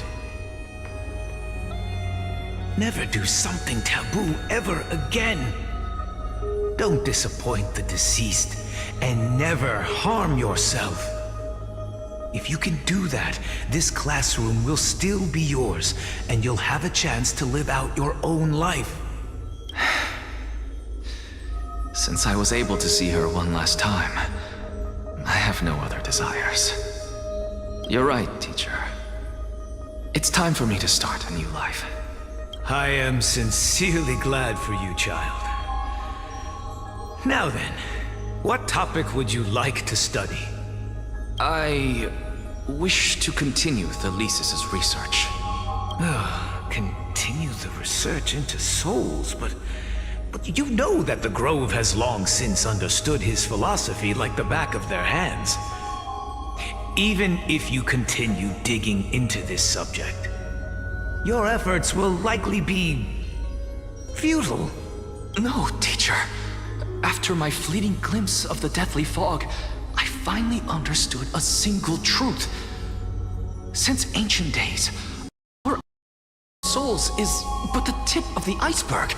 I may have lost an eye, but my view of the world has become clearer than ever. I have grasped the truth with my bare hands. Watch as I turn this farcical world upside down. Who would have thought such a secret lay concealed beneath that hefty eye patch of yours? However, this story doesn't seem to be connected to your plan. In fact, I'd say that they aren't related at all. The answer lies within the tale. If even you cannot understand it, perhaps you should relinquish the divinity of reason to me. After all, it'd be a waste for you to hold on to it. My story ends here. Now it's time for you to tell me your secret. After all, this is what equivalent exchange means, correct? As expected, you laid a trap for me to step into. Unfortunately, even if I was willing to talk about my past, I may not know more about it than you do. Oh?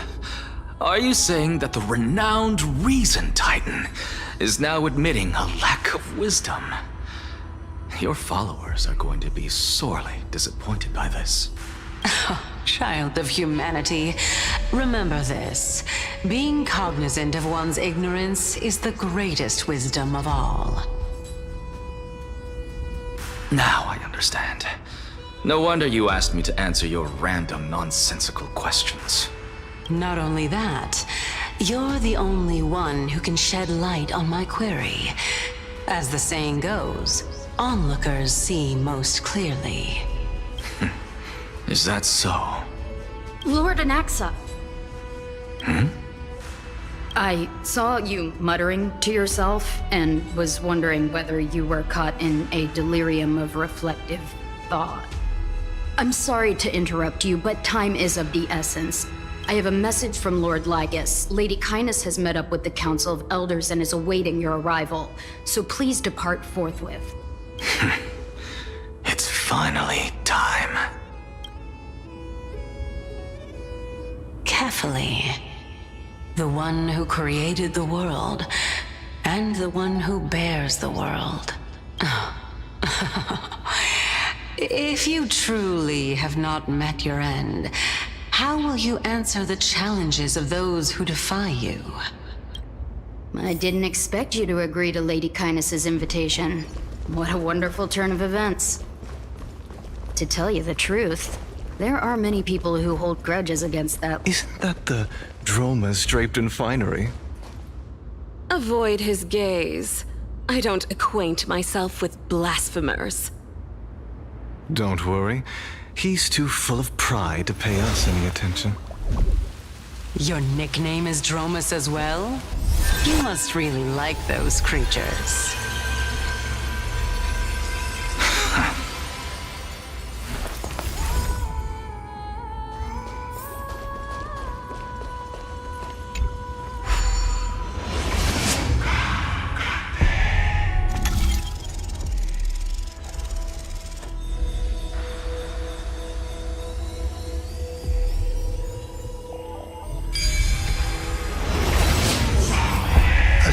Of Empedocles? I hear that his views run counter to the Venerationists. This is what being a scholar is about. A collision of ideas only occurs when there are differences in beliefs, and it is such collisions that lead to progress. Yet in Lord Lygus and Lady Kindness are just ahead. I'll take my leave for now.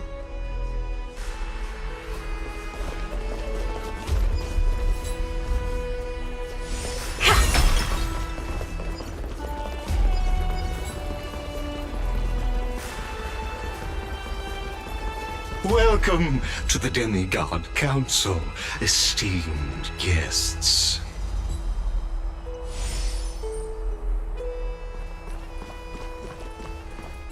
Lord Anaxagoras, I've heard so much about you. Glorious blasphemer, a Chrysos heir who bears Circe's core flame, a survivor of the Grove Calamity. Did I miss anything? Well, if so, please be so kind as to enlighten me. Since Lady Kindness is already well acquainted with me, I won't waste any effort introducing myself again. But then again, perhaps the customs are different here. Back in my hometown, there is a form of etiquette known as honoring guests. The host will welcome their guest with warm hospitality by treating them to fine wine and a cozy bed. And yet, ever since I arrived, I have not been welcomed with warm courtesy or ceremonial gifts. Instead, I am met with intense scrutiny. Even more absurd, the host has sharpened their blade and instructed their servants to lie in wait in the shadows. Perhaps you intend to cut open my heart, retrieve the core flame, and then hold a grand feast for all of the guests. Everyone, stand down. Thank you for understanding. I am but a feeble scholar who is not used to the stench of avarice and blood. No need to be humble, my lord. From my perspective, your courage and gumption are worthy of the reputation of the Seven Sages. Your bravery is more than adequate to accomplish our perilous endeavor. So, you wish to start a war? Well, since the Chrysos heirs are calling for war, we will respond in kind. Conflict is inevitable. Since Aglaya endeavors to suppress the virtuous commoners with blood of gold, we will not hesitate to display the rights and metal the citizens of Akama are so entitled to.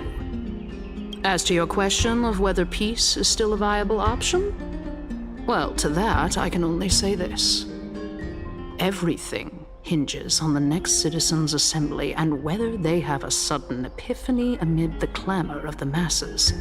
And since you, as a Chrysos heir, accepted our invitation, you have indeed given us a glimmer of hope. What brazen arrogance. What you're saying right now is worlds apart from what you were saying before you retired your cleaners. I don't deny it. After all, they're responsible for cleaning up any threats, and just a moment ago, you were on the side of the Chrysos heirs. But now that you're an ally of ours, we can continue talking somewhere else. As you know, these walls have ears. I was fortunate enough to have the opportunity to discuss a treatise about the Venerationists with your teacher, Empedocles. Yet, it seems you subscribe to the Nusporists instead, Lord Anaxa. I've heard that this school of thought is one with many detractors. It's normal for ideas to have supporters and dissenters, just like how there are two types of people in this world, geniuses and dimwits.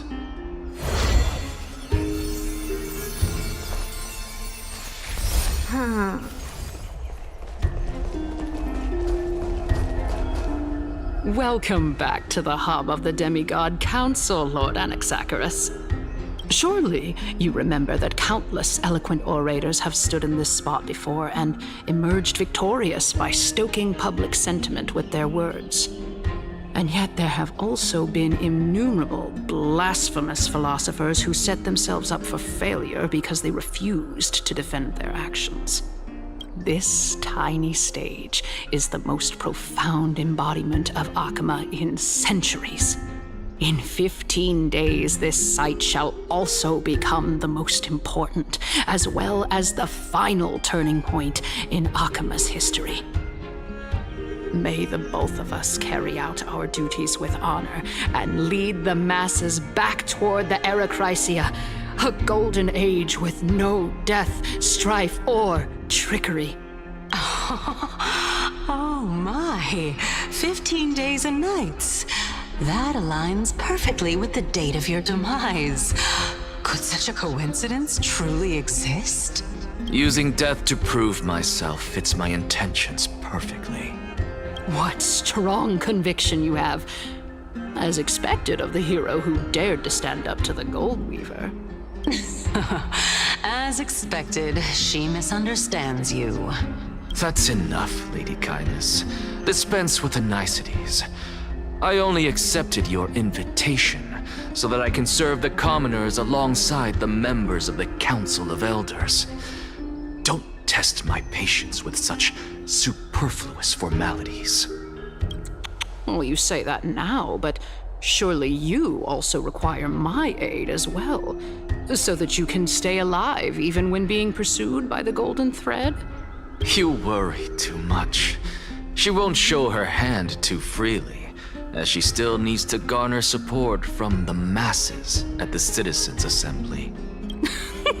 Even someone like me can tell that only a sliver of her humanity remains. Surely you're not asserting that she will definitely act in a rational manner. As you're no doubt aware, Aglaya covets the core flame that I possess, which makes it the bargaining chip that allows me and the rest of you to negotiate with her. However, in return, I'll need the Council of Elders to support me as much as possible. Naturally, this includes the guards as well. You're well aware how valuable Cersei's core flame will be in the Erechrysia that you are desperately pursuing. Talk is cheap, so you'd better act prudently as well. I understand. After all, this battle of wits is just a means for each party to acquire what they need. As long as your request is reasonable, the Council of Elders never shortchanges its allies. Since we're both intent on mutual cooperation, let's not mince words and just speak plainly to each other.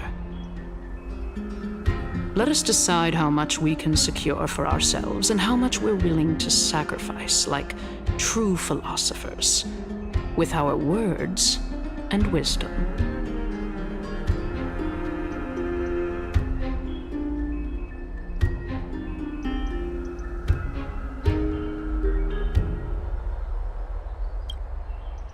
Continuing from the earlier topic, let us discuss our common enemy, Aglaia.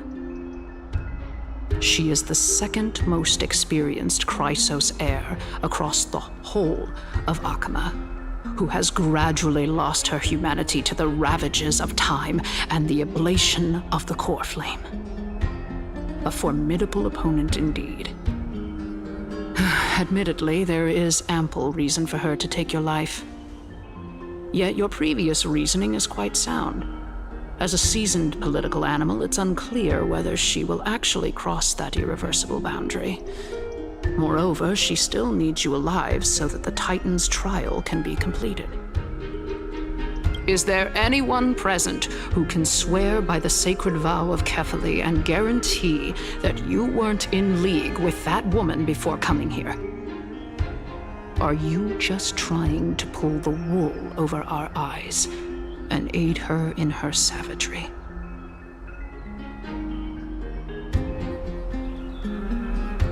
If Aglaia required a suitably intelligent Chrysos heir, then I'm the best fit for her needs. However, it's quite evident that she has no need for a Chrysos heir who could break free of her control at any time. Since I believe in neither Titans nor the prophecy, there's no way that I would willingly walk on the path that she extols.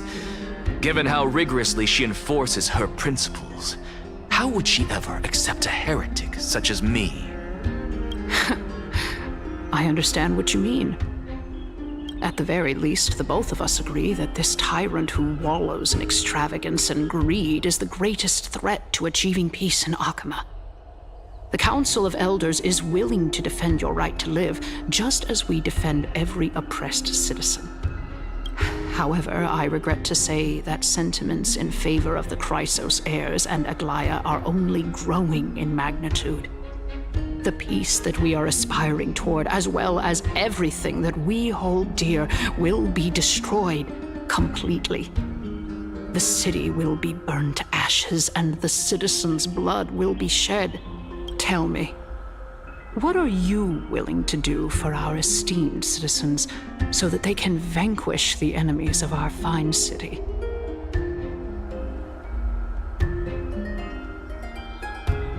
Aglaia's authoritarianism, conceit, and arrogance have granted her unfettered control for the most part. Yet these traits are also her greatest weakness.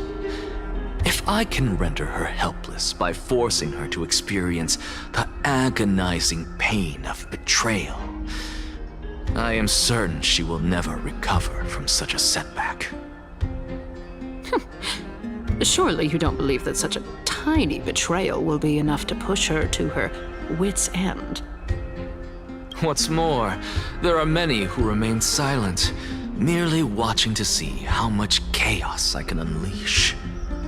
Not to mention, you know full well that the Chrysos heirs have never been a united front. In the name of Kefali, Akama thanks you for your sincere and valuable thoughts. At this stage, it's clear that you and I understand the benefits to be won from this discussion.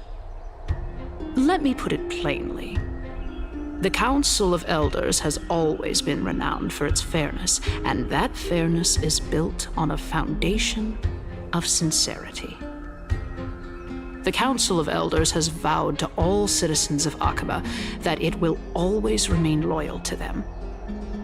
As for you, my lord, how will you guarantee that you will be able to live up to such earnestness and will not betray Akama's indomitable citizens when the opportunity presents itself?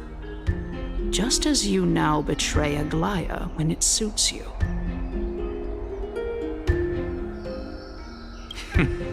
Surely you jest.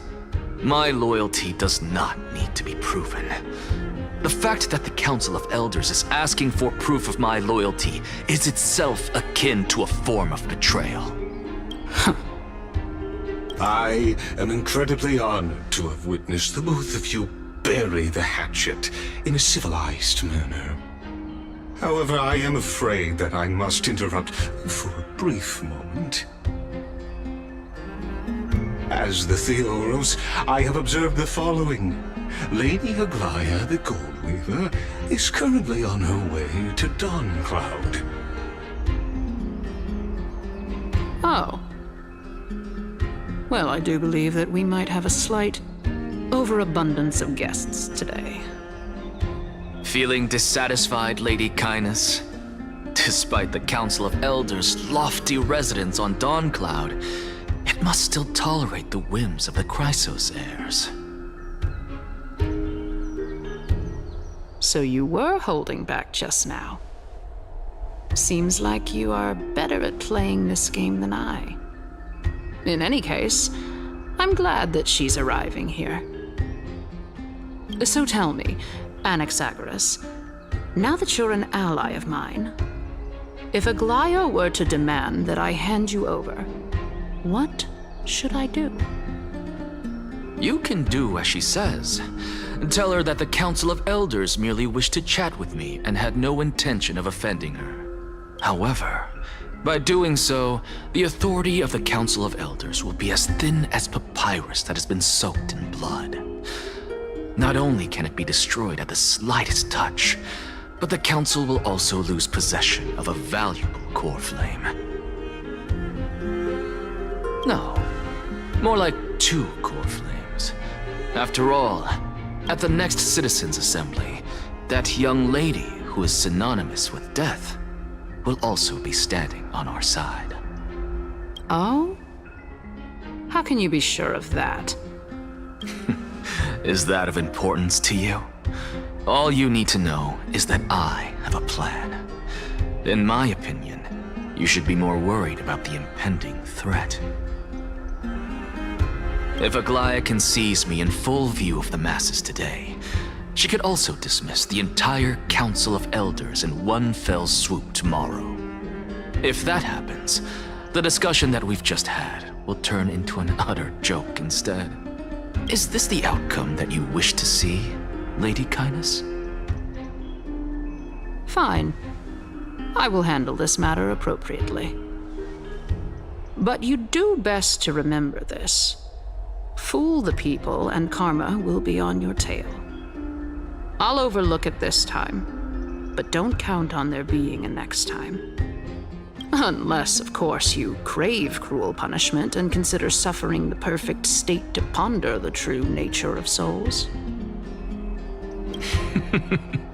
Well, what do you know? That happens to be one of my rare talents. We shall see, then.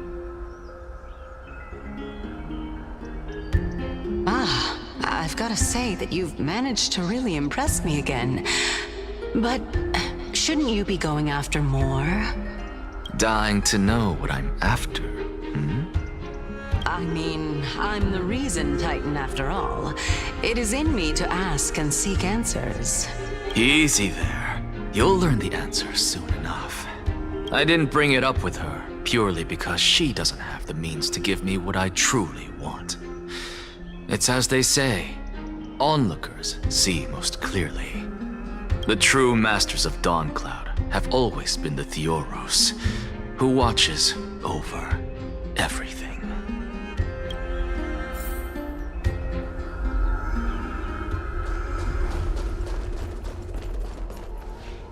Unexpected visitor. Welcome once again.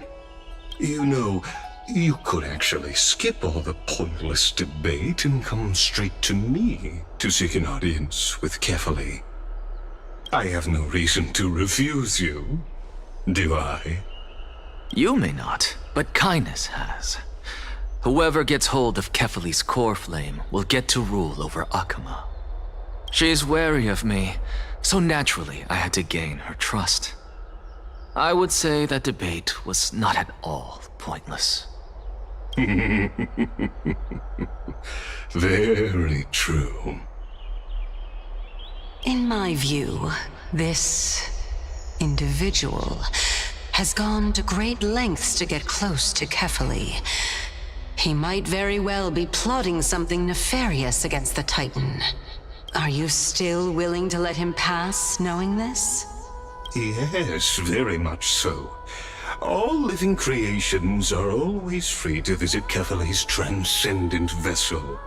This comes with being the World-Bearer. How convenient it is to be able to hear what they say. It is truly my honor to speak to a venerated Titan in person. Please, go ahead. Let me join you both on this journey. Oh, a bygone myth tells of an occasion where Kefali once answered their followers' questions on the peak of the Holy Mountain. Their followers have since believed that scaling this Titan cliff is one way of being with the god. Hear that? It's not every day that you get to climb a mountain with Circes. You should sing me a hymn of praise. Titan hymns are beyond me.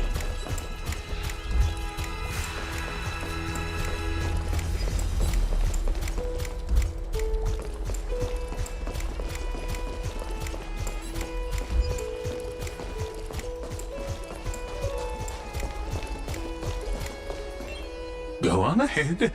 Take this Yanis shortcut, and the long pilgrimage stairway will be waiting for you at its end. I have to admit, I never expected you to not ask me anything. Not even my motive. Because I know very well what it is you are after. As the saying goes, a gentleman helps others achieve their goals. I have a feeling that your theory will be validated at the end of this journey. I believe Kefali will not deprive you of your right to ask your question, especially now that you're on the brink of death. You must be closer to Kefali than anyone else. Wouldn't you agree? I hope things go as you say, then. Putting a child of justice into a farcical world is bound to turn it upside down.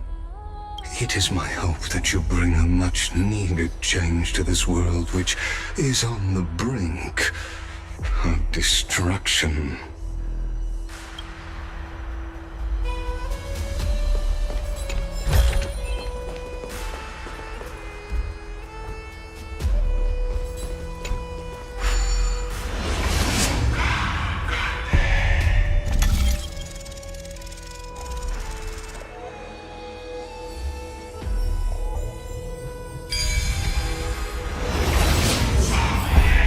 Honestly, this is my first time going up to Dawncloud's peak.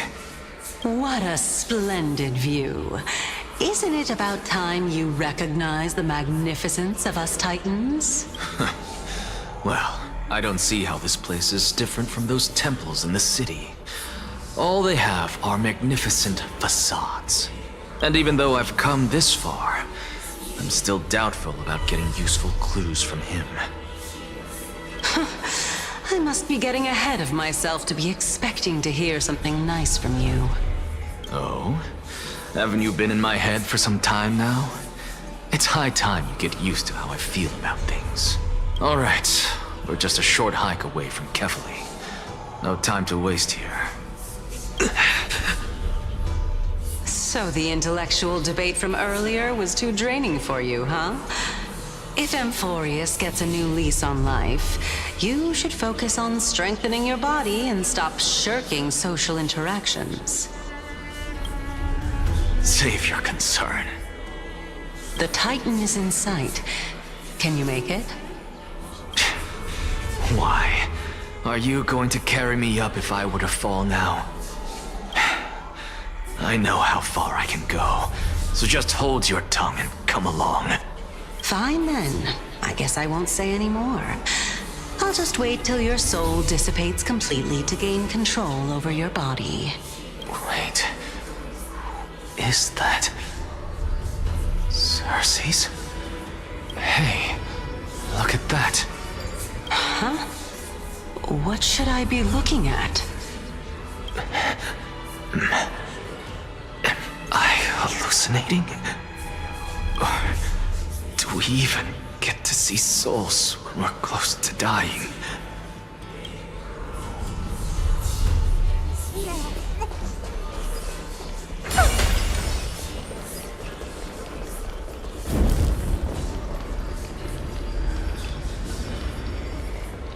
Oh? Why didn't you bring your favorite spear with you on this trip, Nias? Nias? I know I've heard this name somewhere. It's unfortunate. The Black Tide destroyed every last inch of my calyx. How could that be? Even a creation of Georios, from their prized ores and molten fire, couldn't escape the fate of destruction? Hey, Cersei's. Do you know a certain Nias? Nias?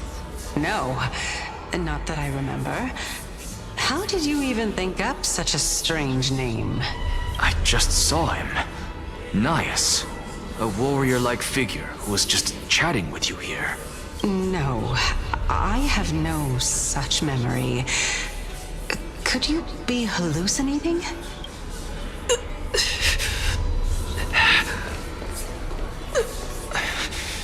This is a departed spirit.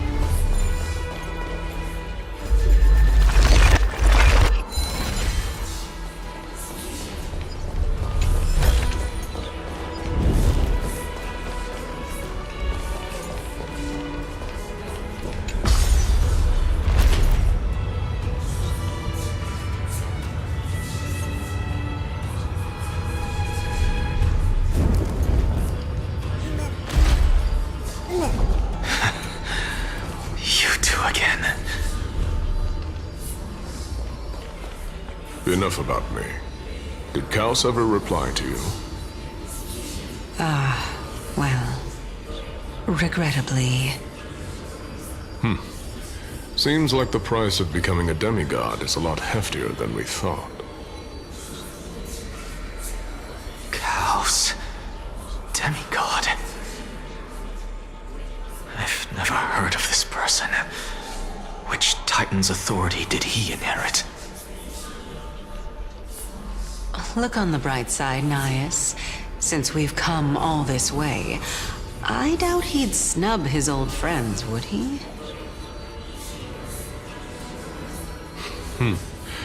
Let's just hope we mean as much as the world to him.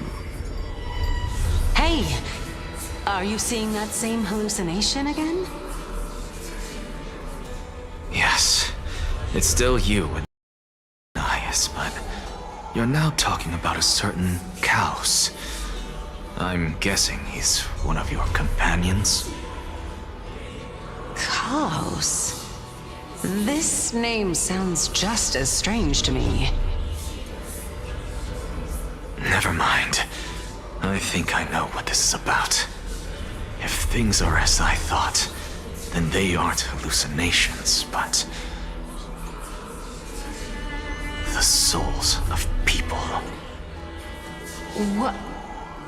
But If those are the souls of the dead, then what am I? Beats me. For all I know, you're just an illusion I conjured up in my dying moments. Let's just keep going. As long as I take in more sights and hear more stories. Know your limits. Wander too far among the dead, and even I might not be able to save you.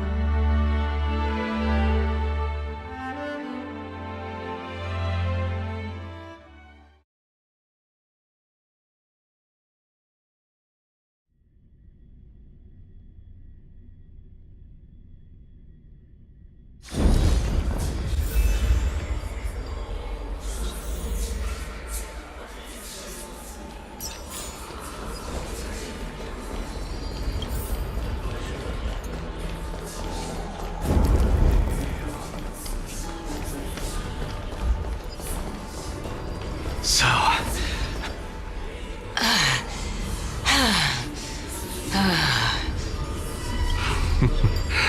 Can you keep going? Of course. I'm just... If I knew we had to climb a mountain, I wouldn't have come along with you. I guess this also counts as one aspect of the world-bearing burden. If Amphorius does have a next life, you may want to get your body in shape. Keep your sarcasm to yourself. I'm not getting anything of value from them. I would sooner throw myself off this cliff and hit rock bottom than exercise even a little. I am Calypso of the eminent Seven Sages, after all. Training would make me no different from those Helcalithist barbarians. Calypso? She's one of the Seven Sages. A member of the Grove? No, she can't be. I would know her name if she really were one of the Seven Sages. Hey, Circes. Does the name Calypso ring a bell? Circes? Daggone. Doesn't matter. I can do this myself. Oh, beautiful old world. Where are you now? Oh, legendary era Chrysia, return to the mortal realm. Splendid gods once walked the paths we walk. Alas, all that's left of that warmth is a hazy mirage. Why are you chanting that too?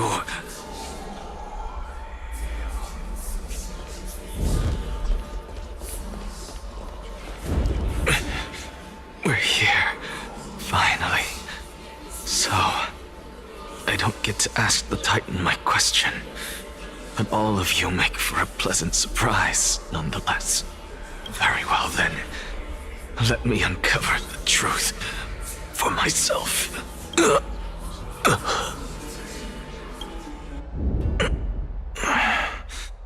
Did I still fail to make it in time? Huh? So, I'm back here again. This is... I can hear it. I hear it from the depths of the tides, behind the closed doors of the void world. A voice ready to tell me something. This time, the voice is a lot clearer than before.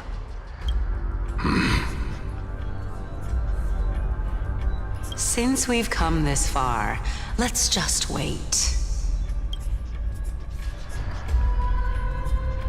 Lord Nias and Miss Calypso, are you both here to visit Chaos too? Yes, and we've been waiting for quite some time now. Regrettably, he hasn't answered us. The worst-case scenario is that he's already been overwhelmed and crushed by the world-bearing burden. You're overthinking, Lord Nias. I can still sense Chaos' soul in the area. And besides, we both know Chaos' nature. A deliverer like him wouldn't fall so readily, much less give up on all that he holds dear. Isn't that so? Yes. I have faith in him.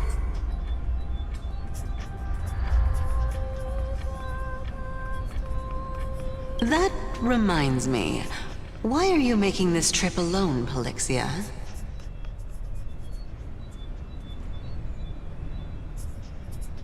Oh, my sister needs more time to make sure the flowers are fine.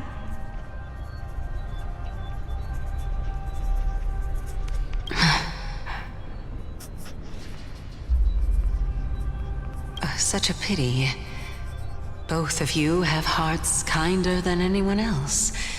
Yet you are born only to take over Thanatos' divinity.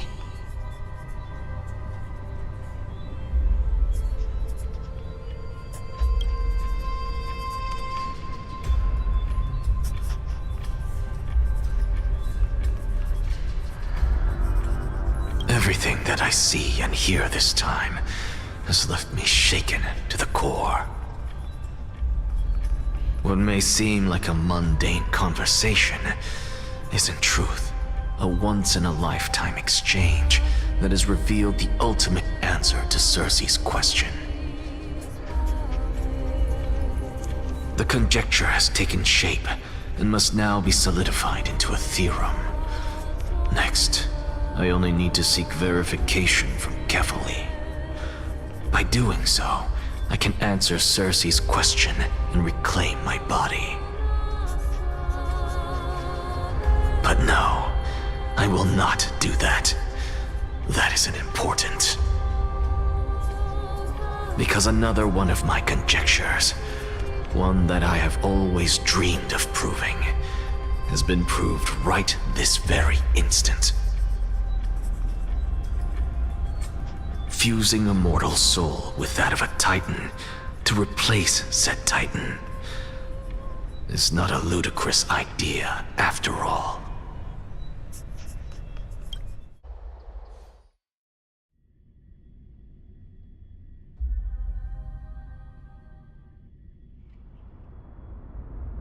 What are you thinking about?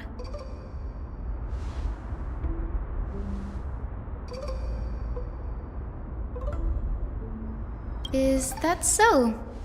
You don't look the slightest bit amazed, though. Plus, you seem to be strangely familiar with the city around the Great Tree.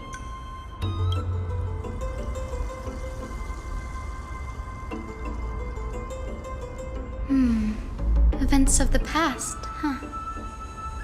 I was also a child when I looked up at Circe's. Their leaves and branches reflected the sparkling stars, and their trunk was like a pillar that supported the sky and ground. I stood at this very spot back then, imagining the day when I could climb to the top of this tree, because I would be the closest I can be to the sky at that spot.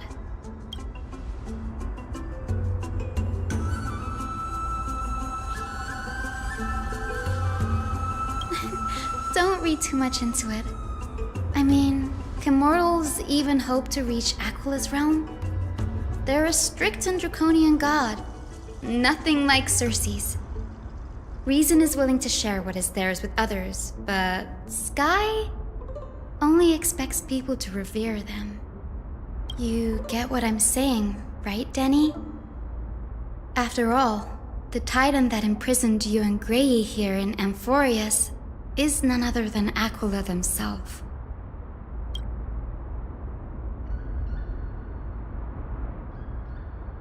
But there will always be people who dream of soaring towards the sky. The Grove has a wealth of research on Aquila, and that is exactly what we are here for. It's just, I never thought Grey would meet with something like that before we set off. As a physician, I should have been there by his side.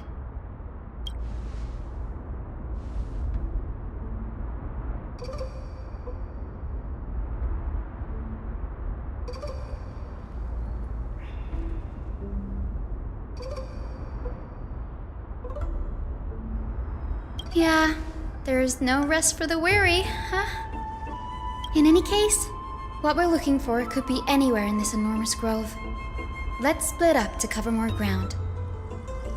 Danny, with your skills, I'm sure those monsters born of the Black Tide will pose no threat to you anyway.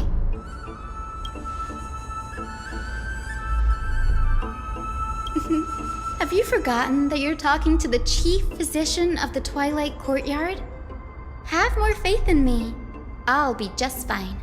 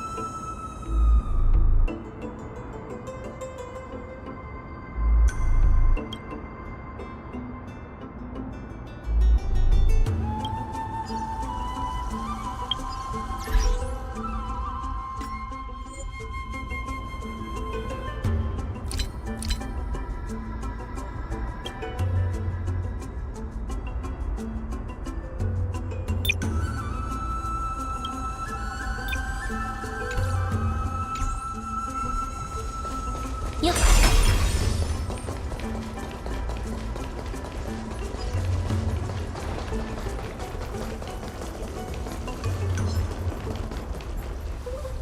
非安士？なぜあんなに敵が？彼女の力を疑うつもりはないが、手を貸しに行こう。これは思ったより大変ですね。手伝うか？そうですね。このまま見てるだけでもいいですよ。冗談なのか本気なのかわからないな。これも底の見えない部分の表れというべきか。もちろん冗談に決まってるじゃないですか。さあ、タンタン行きますよ。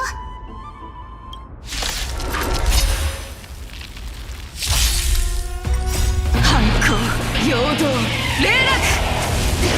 飛べー。乗ってる？気を思考を広げて。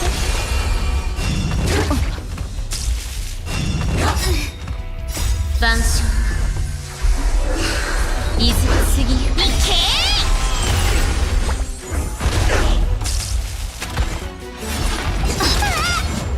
反抗陽動霊落。西風に乗って出発。答えはないんだから飛べ一体何があったんだ？廃墟にこれだけの敵がいるとは考えにくい。おそらく私のせいでしょう。暗黒の塩はオンパルスの光明にとても敏感なんです。もしかしたら天空の司祭の加護があれらを引き寄せたのかもしれません。それはそうと、これを近くで見つけたんです。タンタンなら興味があるかもと思いまして。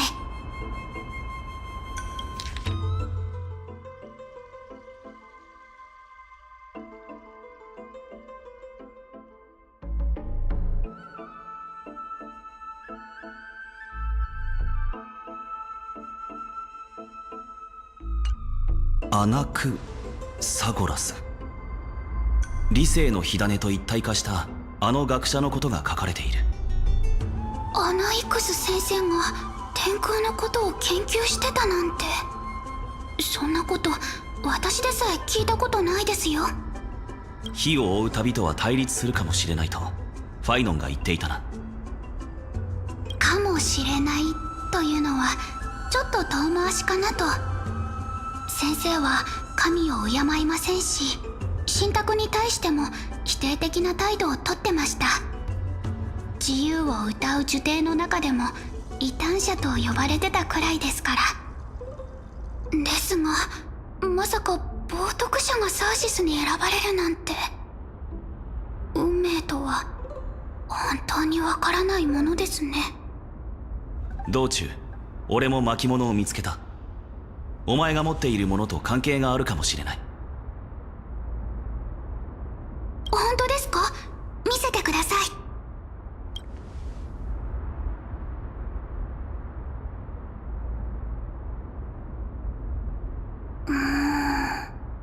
これら2つの記録は同じ場面の会話みたいですね。呪帝にあまり詳しくなくてな。いくつか質問してもいいだろうか。どうぞどうぞ。真語の呪帝には7つの学派があるんです。どれも最初の学者セレサスの理念をもとに創設されたものですが、それぞれ違いがありまして、礼拝学派はタイタンを最も崇拝している学派ですね。エウテプロ先生は礼拝学派の賢人で、いつもアナイクス先生と対立してました。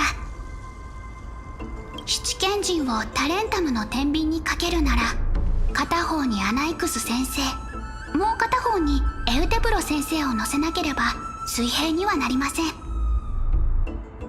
なるほどな。理解できた。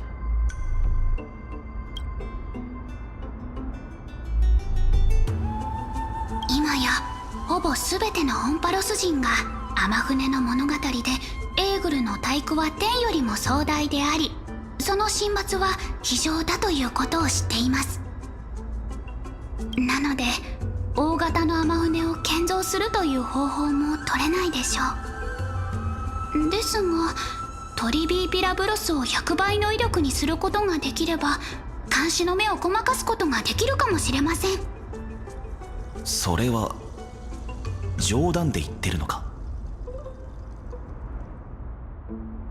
自主学派の主な研究内容は錬金術で魂を修復することです。冒涜者と後ろ指を刺されても先生は躊躇せず自分の理念を公にしてました。何か秘密があるとすれば眼帯の下くらいでしょうか。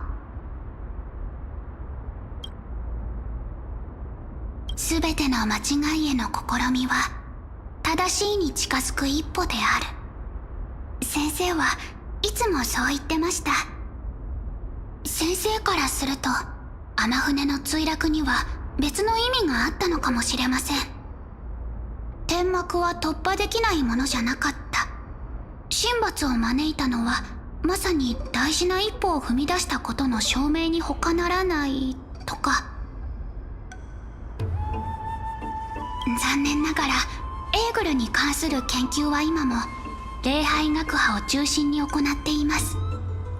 その内容はほとんどが祭祀に関する儀式についてで、同行した探求は天船の剣の後から衰退していく一方なので、この巻物も初めて見ました。問題ない。ひとまずタイタンに対する研究を開始しよう。それよりもここに書かれている秘密裏に行われていたアナイクスの実験の方が気になる。私も教員助手の私でさえ知らない研究や実験だなんて、一体どういうものなんでしょう。嫌な予感がします。まさか呪帝で起きた災いにはまだ何か秘密が隠されてるのでしょうか。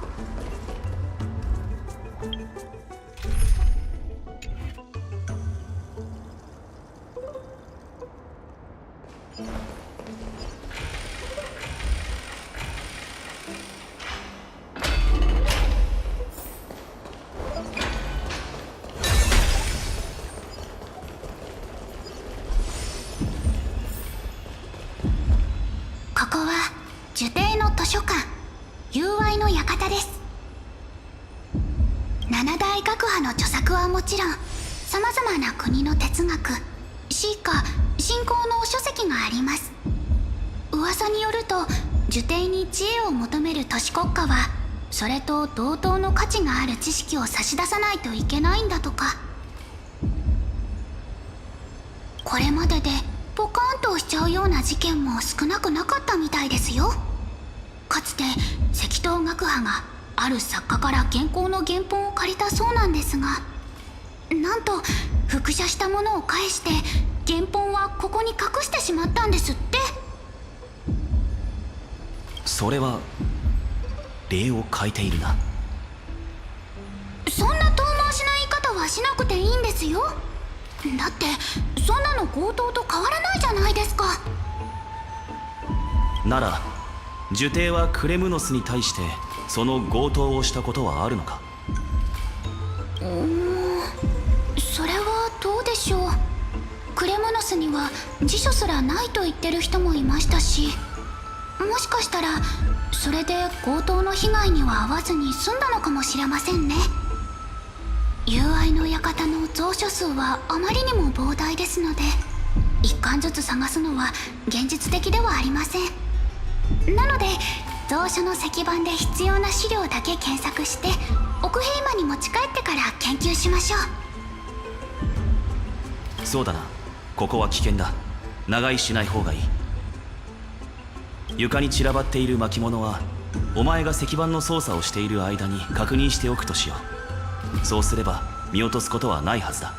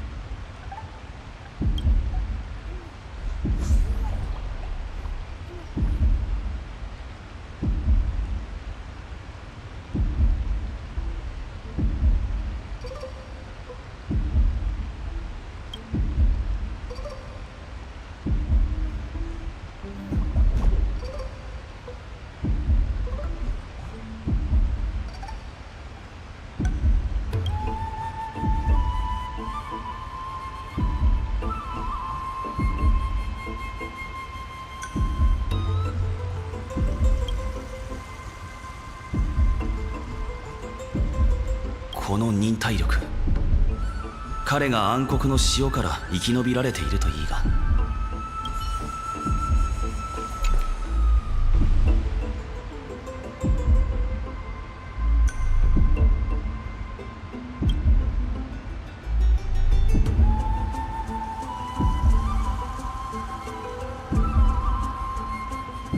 どうやらアナイクスについての資料のようだ。重要な情報かもしれないな。ヒアンシーにも見てもらおう。怒りだらけ。これは全部先生が受け取った苦情の手紙ですか？開けなくてもわかりますよ。どうせアナイクスは神を敬わず、その存在自体が社会秩序への脅威であるとか書かれてるんでしょうから。そんなに影響力がある人物なのか？はい、何せヒポクリテスなんて呼ばれてるくらいですからね。先生は学派を創設した時、全員の前で自分の著作を読み上げ、こう言ったそうです。タイタンは本当に人間の神に対する認識に合っていると言えるのだろうか。神が作った世界は完璧であるべきだが、オンパロスはどうだ？愚鈍さと醜悪さに満ちているではないか。って彼が言いそうな気がした。それからどうしたんだ？話を終える前に裁判にかけられました。とはいえ裁判とは名ばかりで、実際は弁論するだけなんですけどね。学者たちが告発した内容について答えないと受帝から追放されてしまうんです。第一の告発はあなたはタイタンたちが天地を創造し、山や川、海が神々の傑作であることに同意しますか？アナイクスの立場で答えろということか。神話によれば海、空、大地は全てタイタンの創造物だとされている。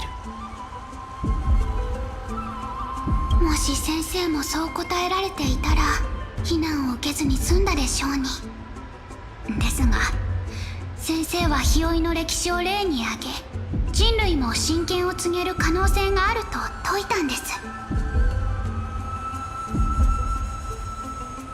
反対していた人たちは当然この答えに満足できず、先生は第二の告発を受けました。あなたは研究を名目に魂を汚し、神に意味嫌われる取引を行ったことを認めますか？随分と物々しい非難だ。彼はそんなことまでしていたのか？先生は一人でいる時でさえ眼帯をつけていて、それで片目を錬金術の材料にしたのではと疑われたんです。この世界の人々、特に神の血を宿した黄金衛はケファレの庇護を受けている。もし本当にそのようなことがあったのなら、間違いなく神を冒涜する行為だと言えるでしょう。幸いこの告発には証拠がなかったので取り下げられることになりましたが、先生は挑戦者それぞれと論争を繰り広げ、最後の一人になった学者からこう尋ねられたんです。アナクサゴラスよ、あなたは神を敬わないのですか？と。すると先生は数秒間黙って、タイタンは偉大な存在であるべきだということを一度たりとも否定していないと答えたのです。明らかに含みがあるな。まるでタイタンは偉大ではないと言いたげに聞こえる。はい、あの騒動がどうやって収まったのかは知りませんが、その後も先生は受刑にいられることになりました。異端視されても彼は自分の研究を続けてます。そういえば苦情の手紙で思い出したんですが、受刑にはまだ探してない場所があります。もしかしたら石板でも調べられないような手がかりがあるかもしれません。根石の間、アナイクス先生の錬金実験室です。蔵書の保管方法からしてそんな重要な場所を見落とすとは思えないんだが。これはあまり知られてないのですが、実は名義だけの首席を除いて他6人の賢人にはそれぞれ他の人の立ち入りを禁じた特別な部屋が与えられてるんです。試作にふける以外にも誰の邪魔が入ることなく研究に没頭することができるんですよ。友愛の館の管理人でさえ金を破り賢人の研究を記録するようなことはできません。ですが今は受刑がこんな状況になってしまいましたし、ちょっとだけ金を破っても大丈夫なはず。アナイクス先生、ごめんなさい。入り組んだ樹海だな。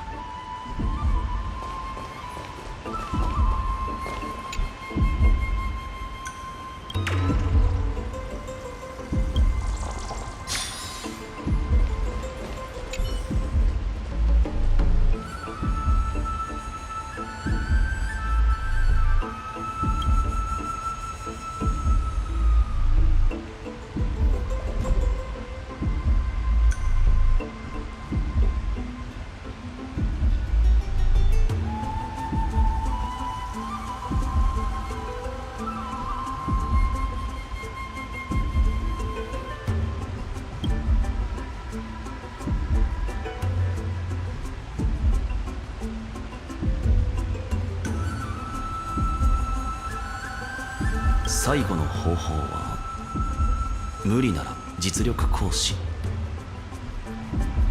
これは必要ないな。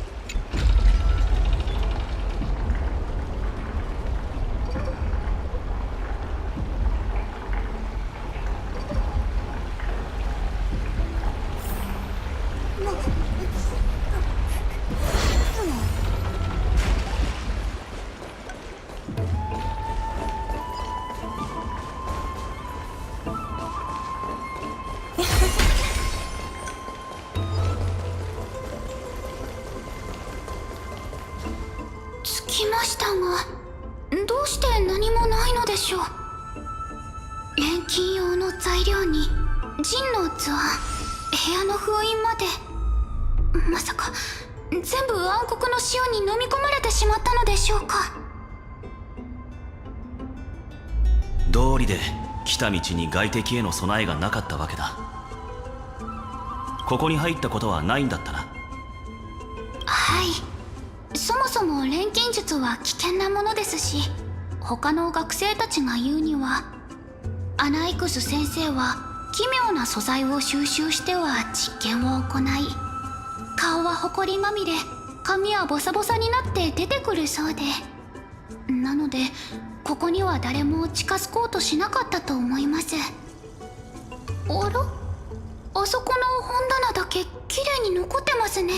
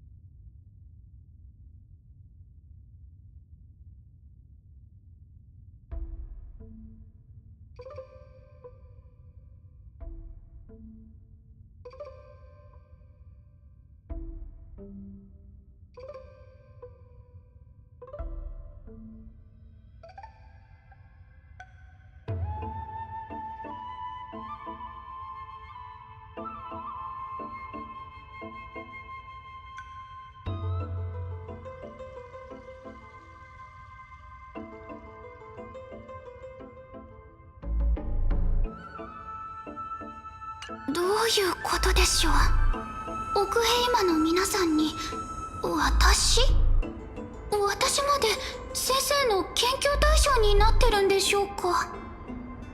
この手記には詳細に見るべき点がかなりあるようだ。運命の深淵からクレムノスに至るまでタイタンの創造物を数多く見てきた。樹底にもサーシスが創造しただろう生物がいる。だが錬金術によってそれらを人の魂と融合させるというのは想像しがたいな。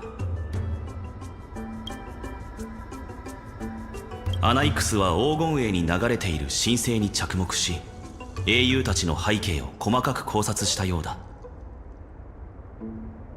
キャスタンだけは納得です。彼女も自分の出自に興味を持ってますから。それに地種学派が作った薬の中には病を治す万能薬もあるので、長生きな黄金栄を研究するのは理にかなってるかと。でも資料を見る限り、先生の目的は薬を作ることじゃなくて、黄金の血の由来と原理を明らかにすることだったみたいですね。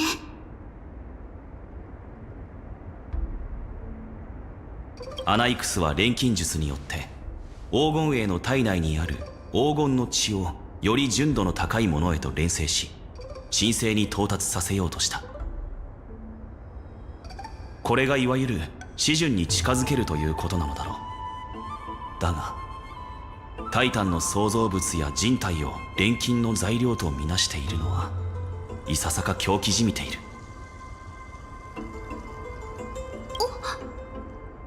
タンタン、私とんでもないものを見つけてしまったかもです。ここを見てください。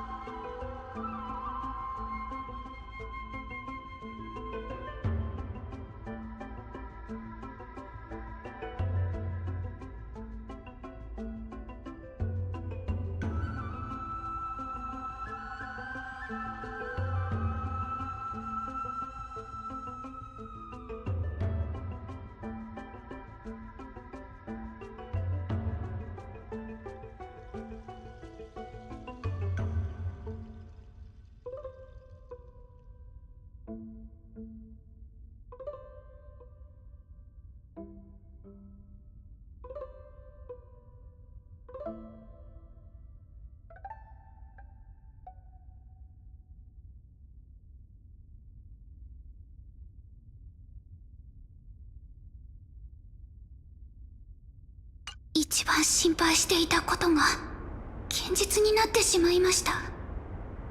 ここまで調べてきた道中でなんとなく予感はしてたんですが、アナイクス先生の研究の中には魂の錬成が含まれてます。俺の理解が正しければ、それは錬金術によって人の魂を再構築するということか。そうなりますね。これが先生が秘密裏に進めていた研究。公の場での発言よりもこれこそが本当の意味での冒涜と言えるでしょう。まさか。どうした？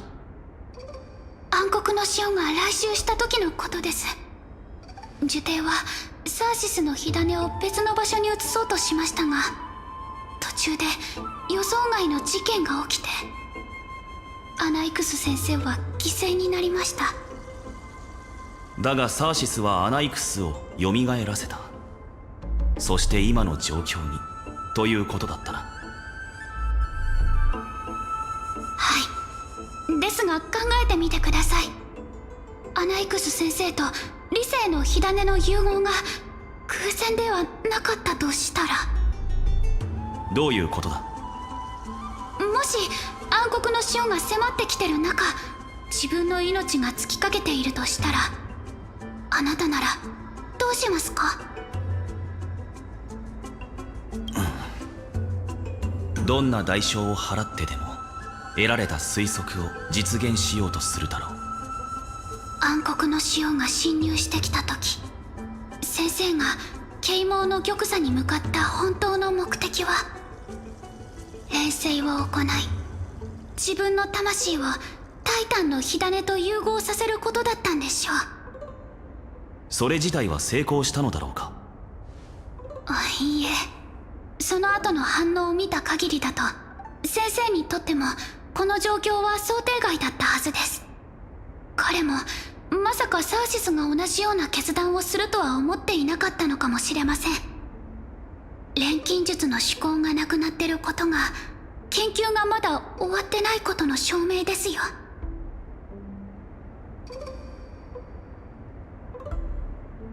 その研究、別の使い道があるのか？何に使うんでしょうね。この世界に残ってるタイタンもあとは。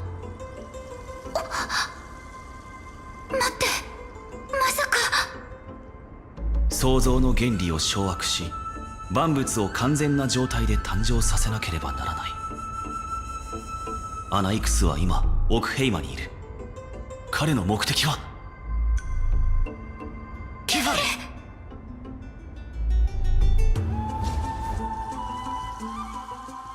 先生、私たちが見ているこの空は偽物なんでしょう？ああ、もちろん偽物だとも。これはただの教材でパッとしない手品のようなものだ。昼夜が乱れた今、星空の理解がしやすいよう天文学者がタイタンの親戚を借りて光を調整し、過去の夜をここに投影している。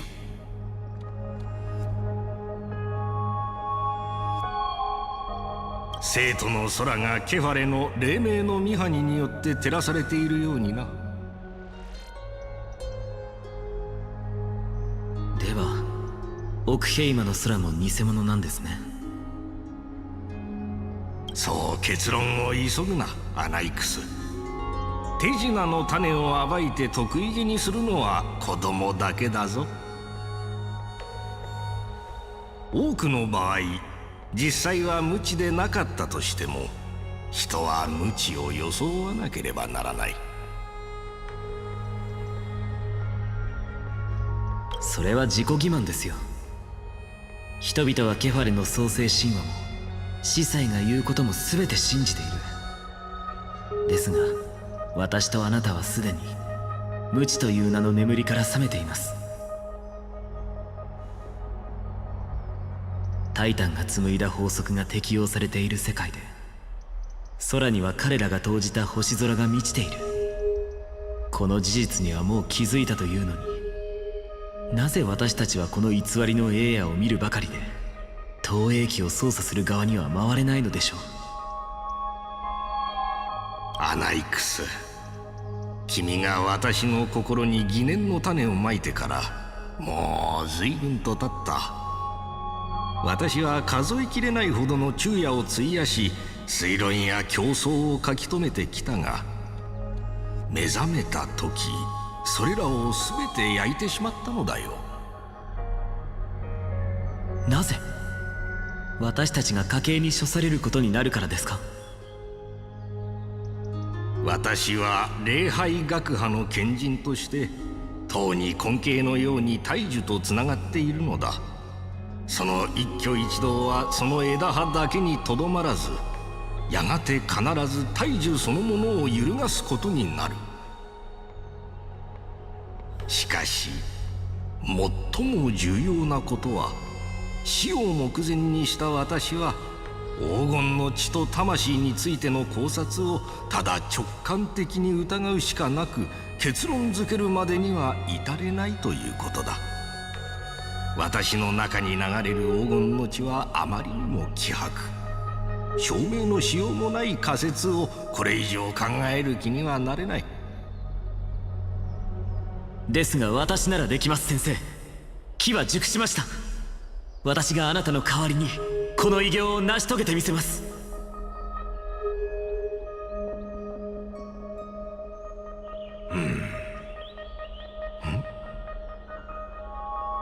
そうだな、アナイクス。私もそのつもりだった。次の賢人会議では君に相応の権利を与えられるよう全力を尽くそう。さあ、己の学派を立ち上げる準備だ。私たちは一体何者なのか、それを明らかにし、世の真理を征服するものとなろう。だから人の子よ、そなたがそれほどの手間をかけてケファレの光を浴びようとしていたのは、ただ神を問いただすためではないのだな。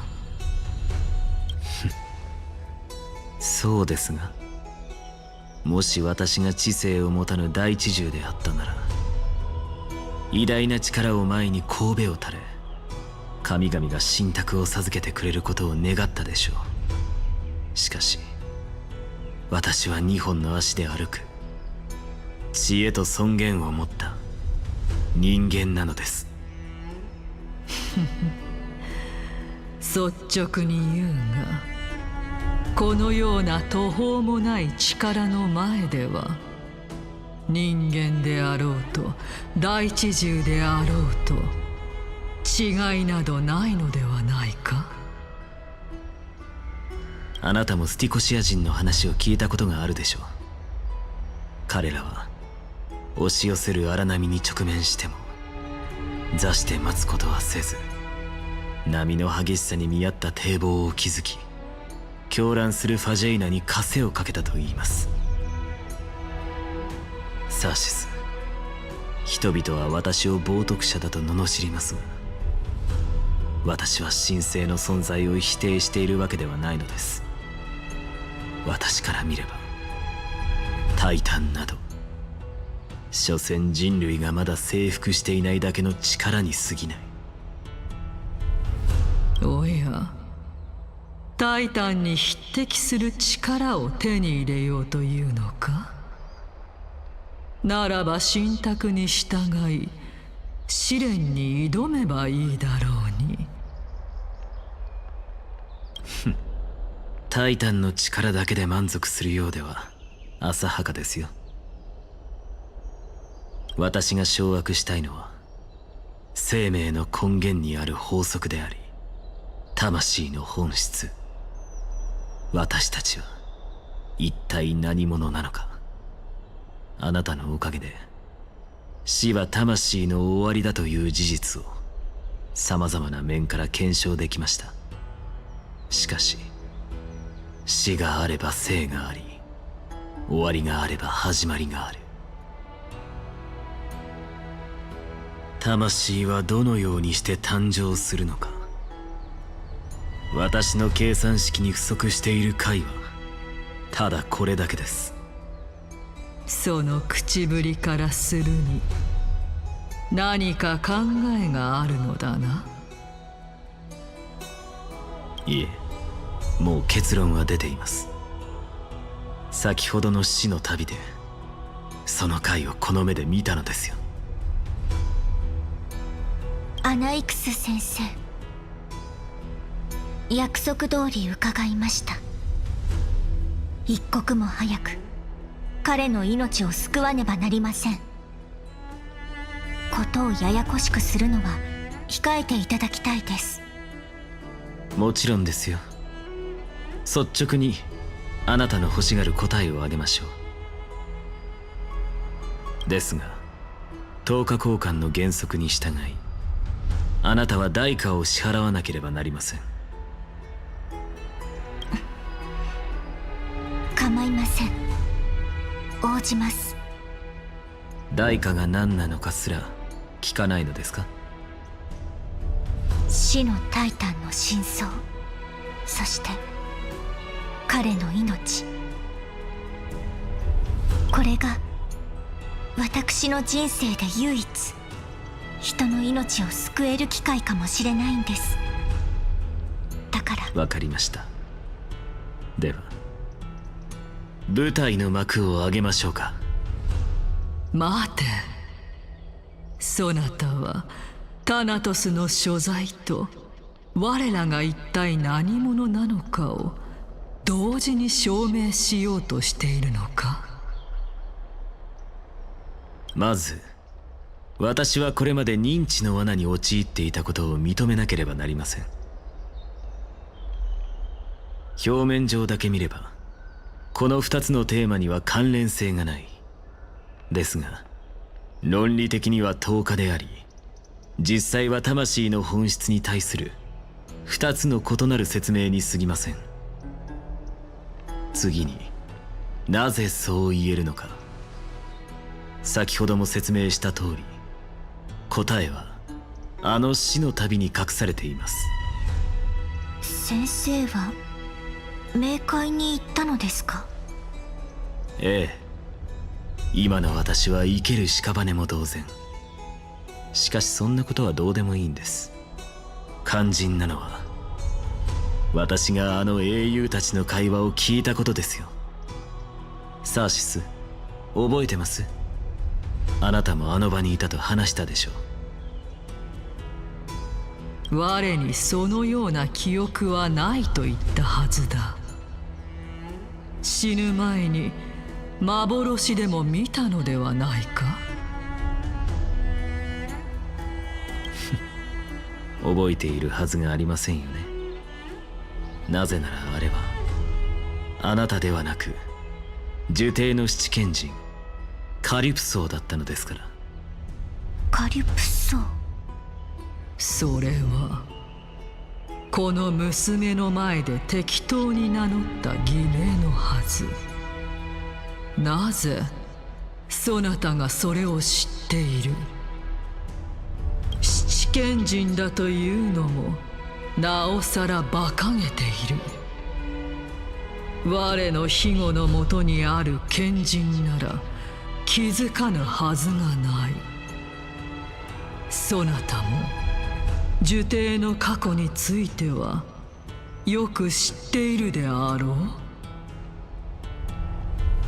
魂に焼き付いた記憶すら忘れてしまったようですね。少しは頭をひねって考えてみてください。それが全て死者の領域で起きていたことなら、彼らはきっと過去に生きていた誰かの魂なのでしょう。聖者がそこに足を踏み入れることは絶対にできません。では彼らは一体何者なのか。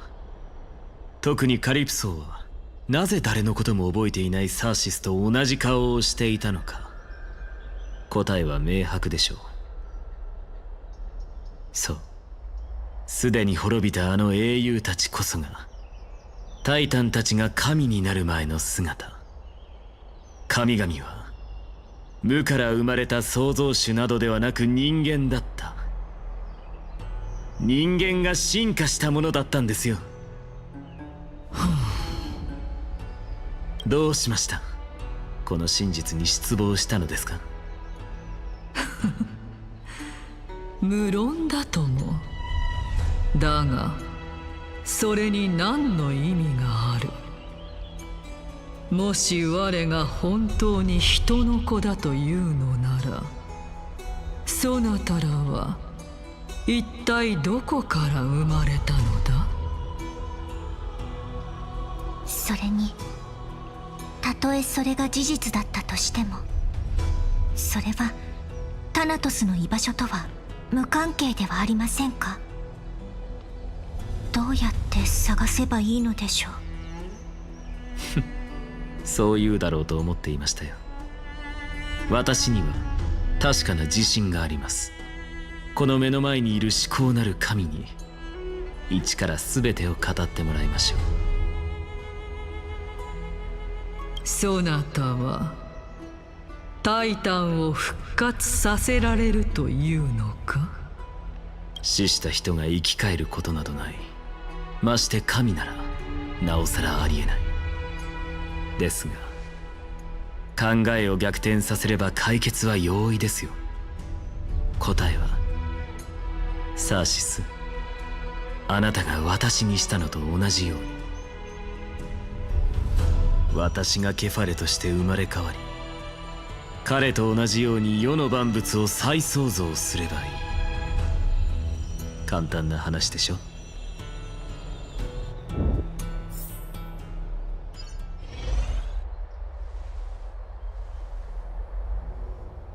ヒアンシーと炭鉱からアナイクスがケファレの身体に対し何か起こす可能性があると知らせがありました。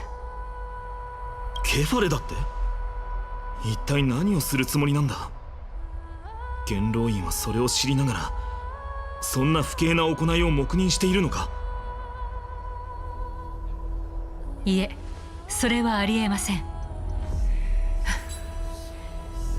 その演技であらゆる人を欺けるのでしょうね。どうやらヒポクリテスは名ばかりではないようです。すまない。気に病むことはありません。これはむしろいい知らせかと。元老院の盟友となったアナイクスが彼らに忠実でないというのなら、私たちはその野心をうまく利用すればいいのです。今はカイニスがどのような罠を仕掛けてくるかを見極め、臨機応変に対応しましょう。阪神議員は奥平間の政治の中心。その重要度は創世の家臣にも引けを取りません。私が使命を終えた後、ここはいずれ神狩りの戦場にとって変わり、あなたたちの前に次の難関として立ちはだかるでしょう。十分な時間があるうちにこの舞台に慣れておいてください。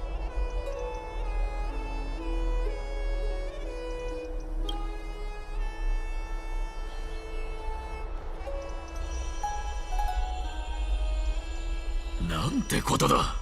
黄金への地位は元老院から与えられたものなのに、それを軽んじるだなんて。この人たちの視線、まるで刃物みたいだ。二人とも久しぶりだな。何を言っている。あなたは本当に若が称賛していたあの勇士なのか。久しぶりだな、ケラウトルス殿。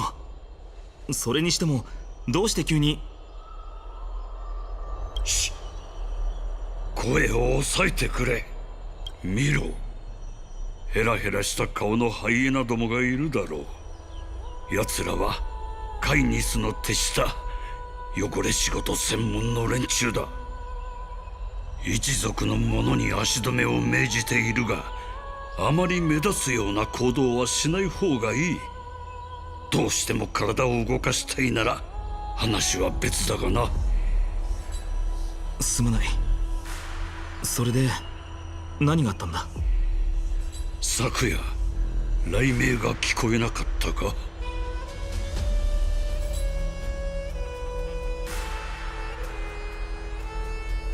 ヨミ、何のことだ。気にしないでくれ。彼は最近とても疲れているんだ。それより雷鳴について詳しく聞かせてくれないかい。雷鳴は紛争ののろし代わりだ。昨夜若が奥平間にメッセージの書かれた槍を投げ込んだ。内容はこうだ。フレイムスティーラー、復活の兆しあり、警戒せよ。やはりクレムノス闘技場で奴を仕留めきれていなかったのか。あなたたちにこれを知らせたかった。クレムノス人は決して引くことはない。応戦する際はいつでも呼んでくれ。感謝するよ。すぐにアグライアにも伝えよう。ならもう一つ、カイニスにも気をつけろと伝えておいてほしい。あの毒蛇のような女は何かを企んでいるようだからな。近頃奴の配下にいる闇を這う犬どもの動きがますます活発になっている。その上クレムノス人を煽り対立を図ろうとする気配まで見えてきた。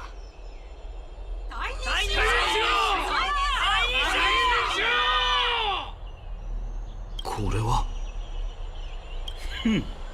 これ以上言う必要はないようだな。戻って状況を確認してみよう。情報提供ありがとう、ケラウトルス殿。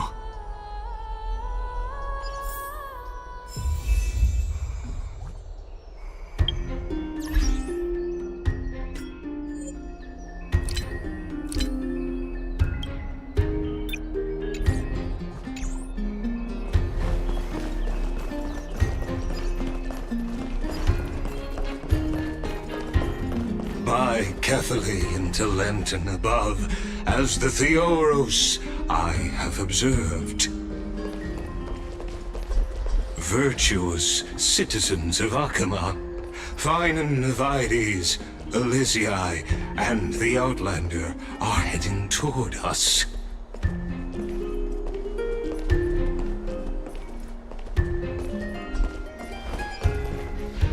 Aglaya!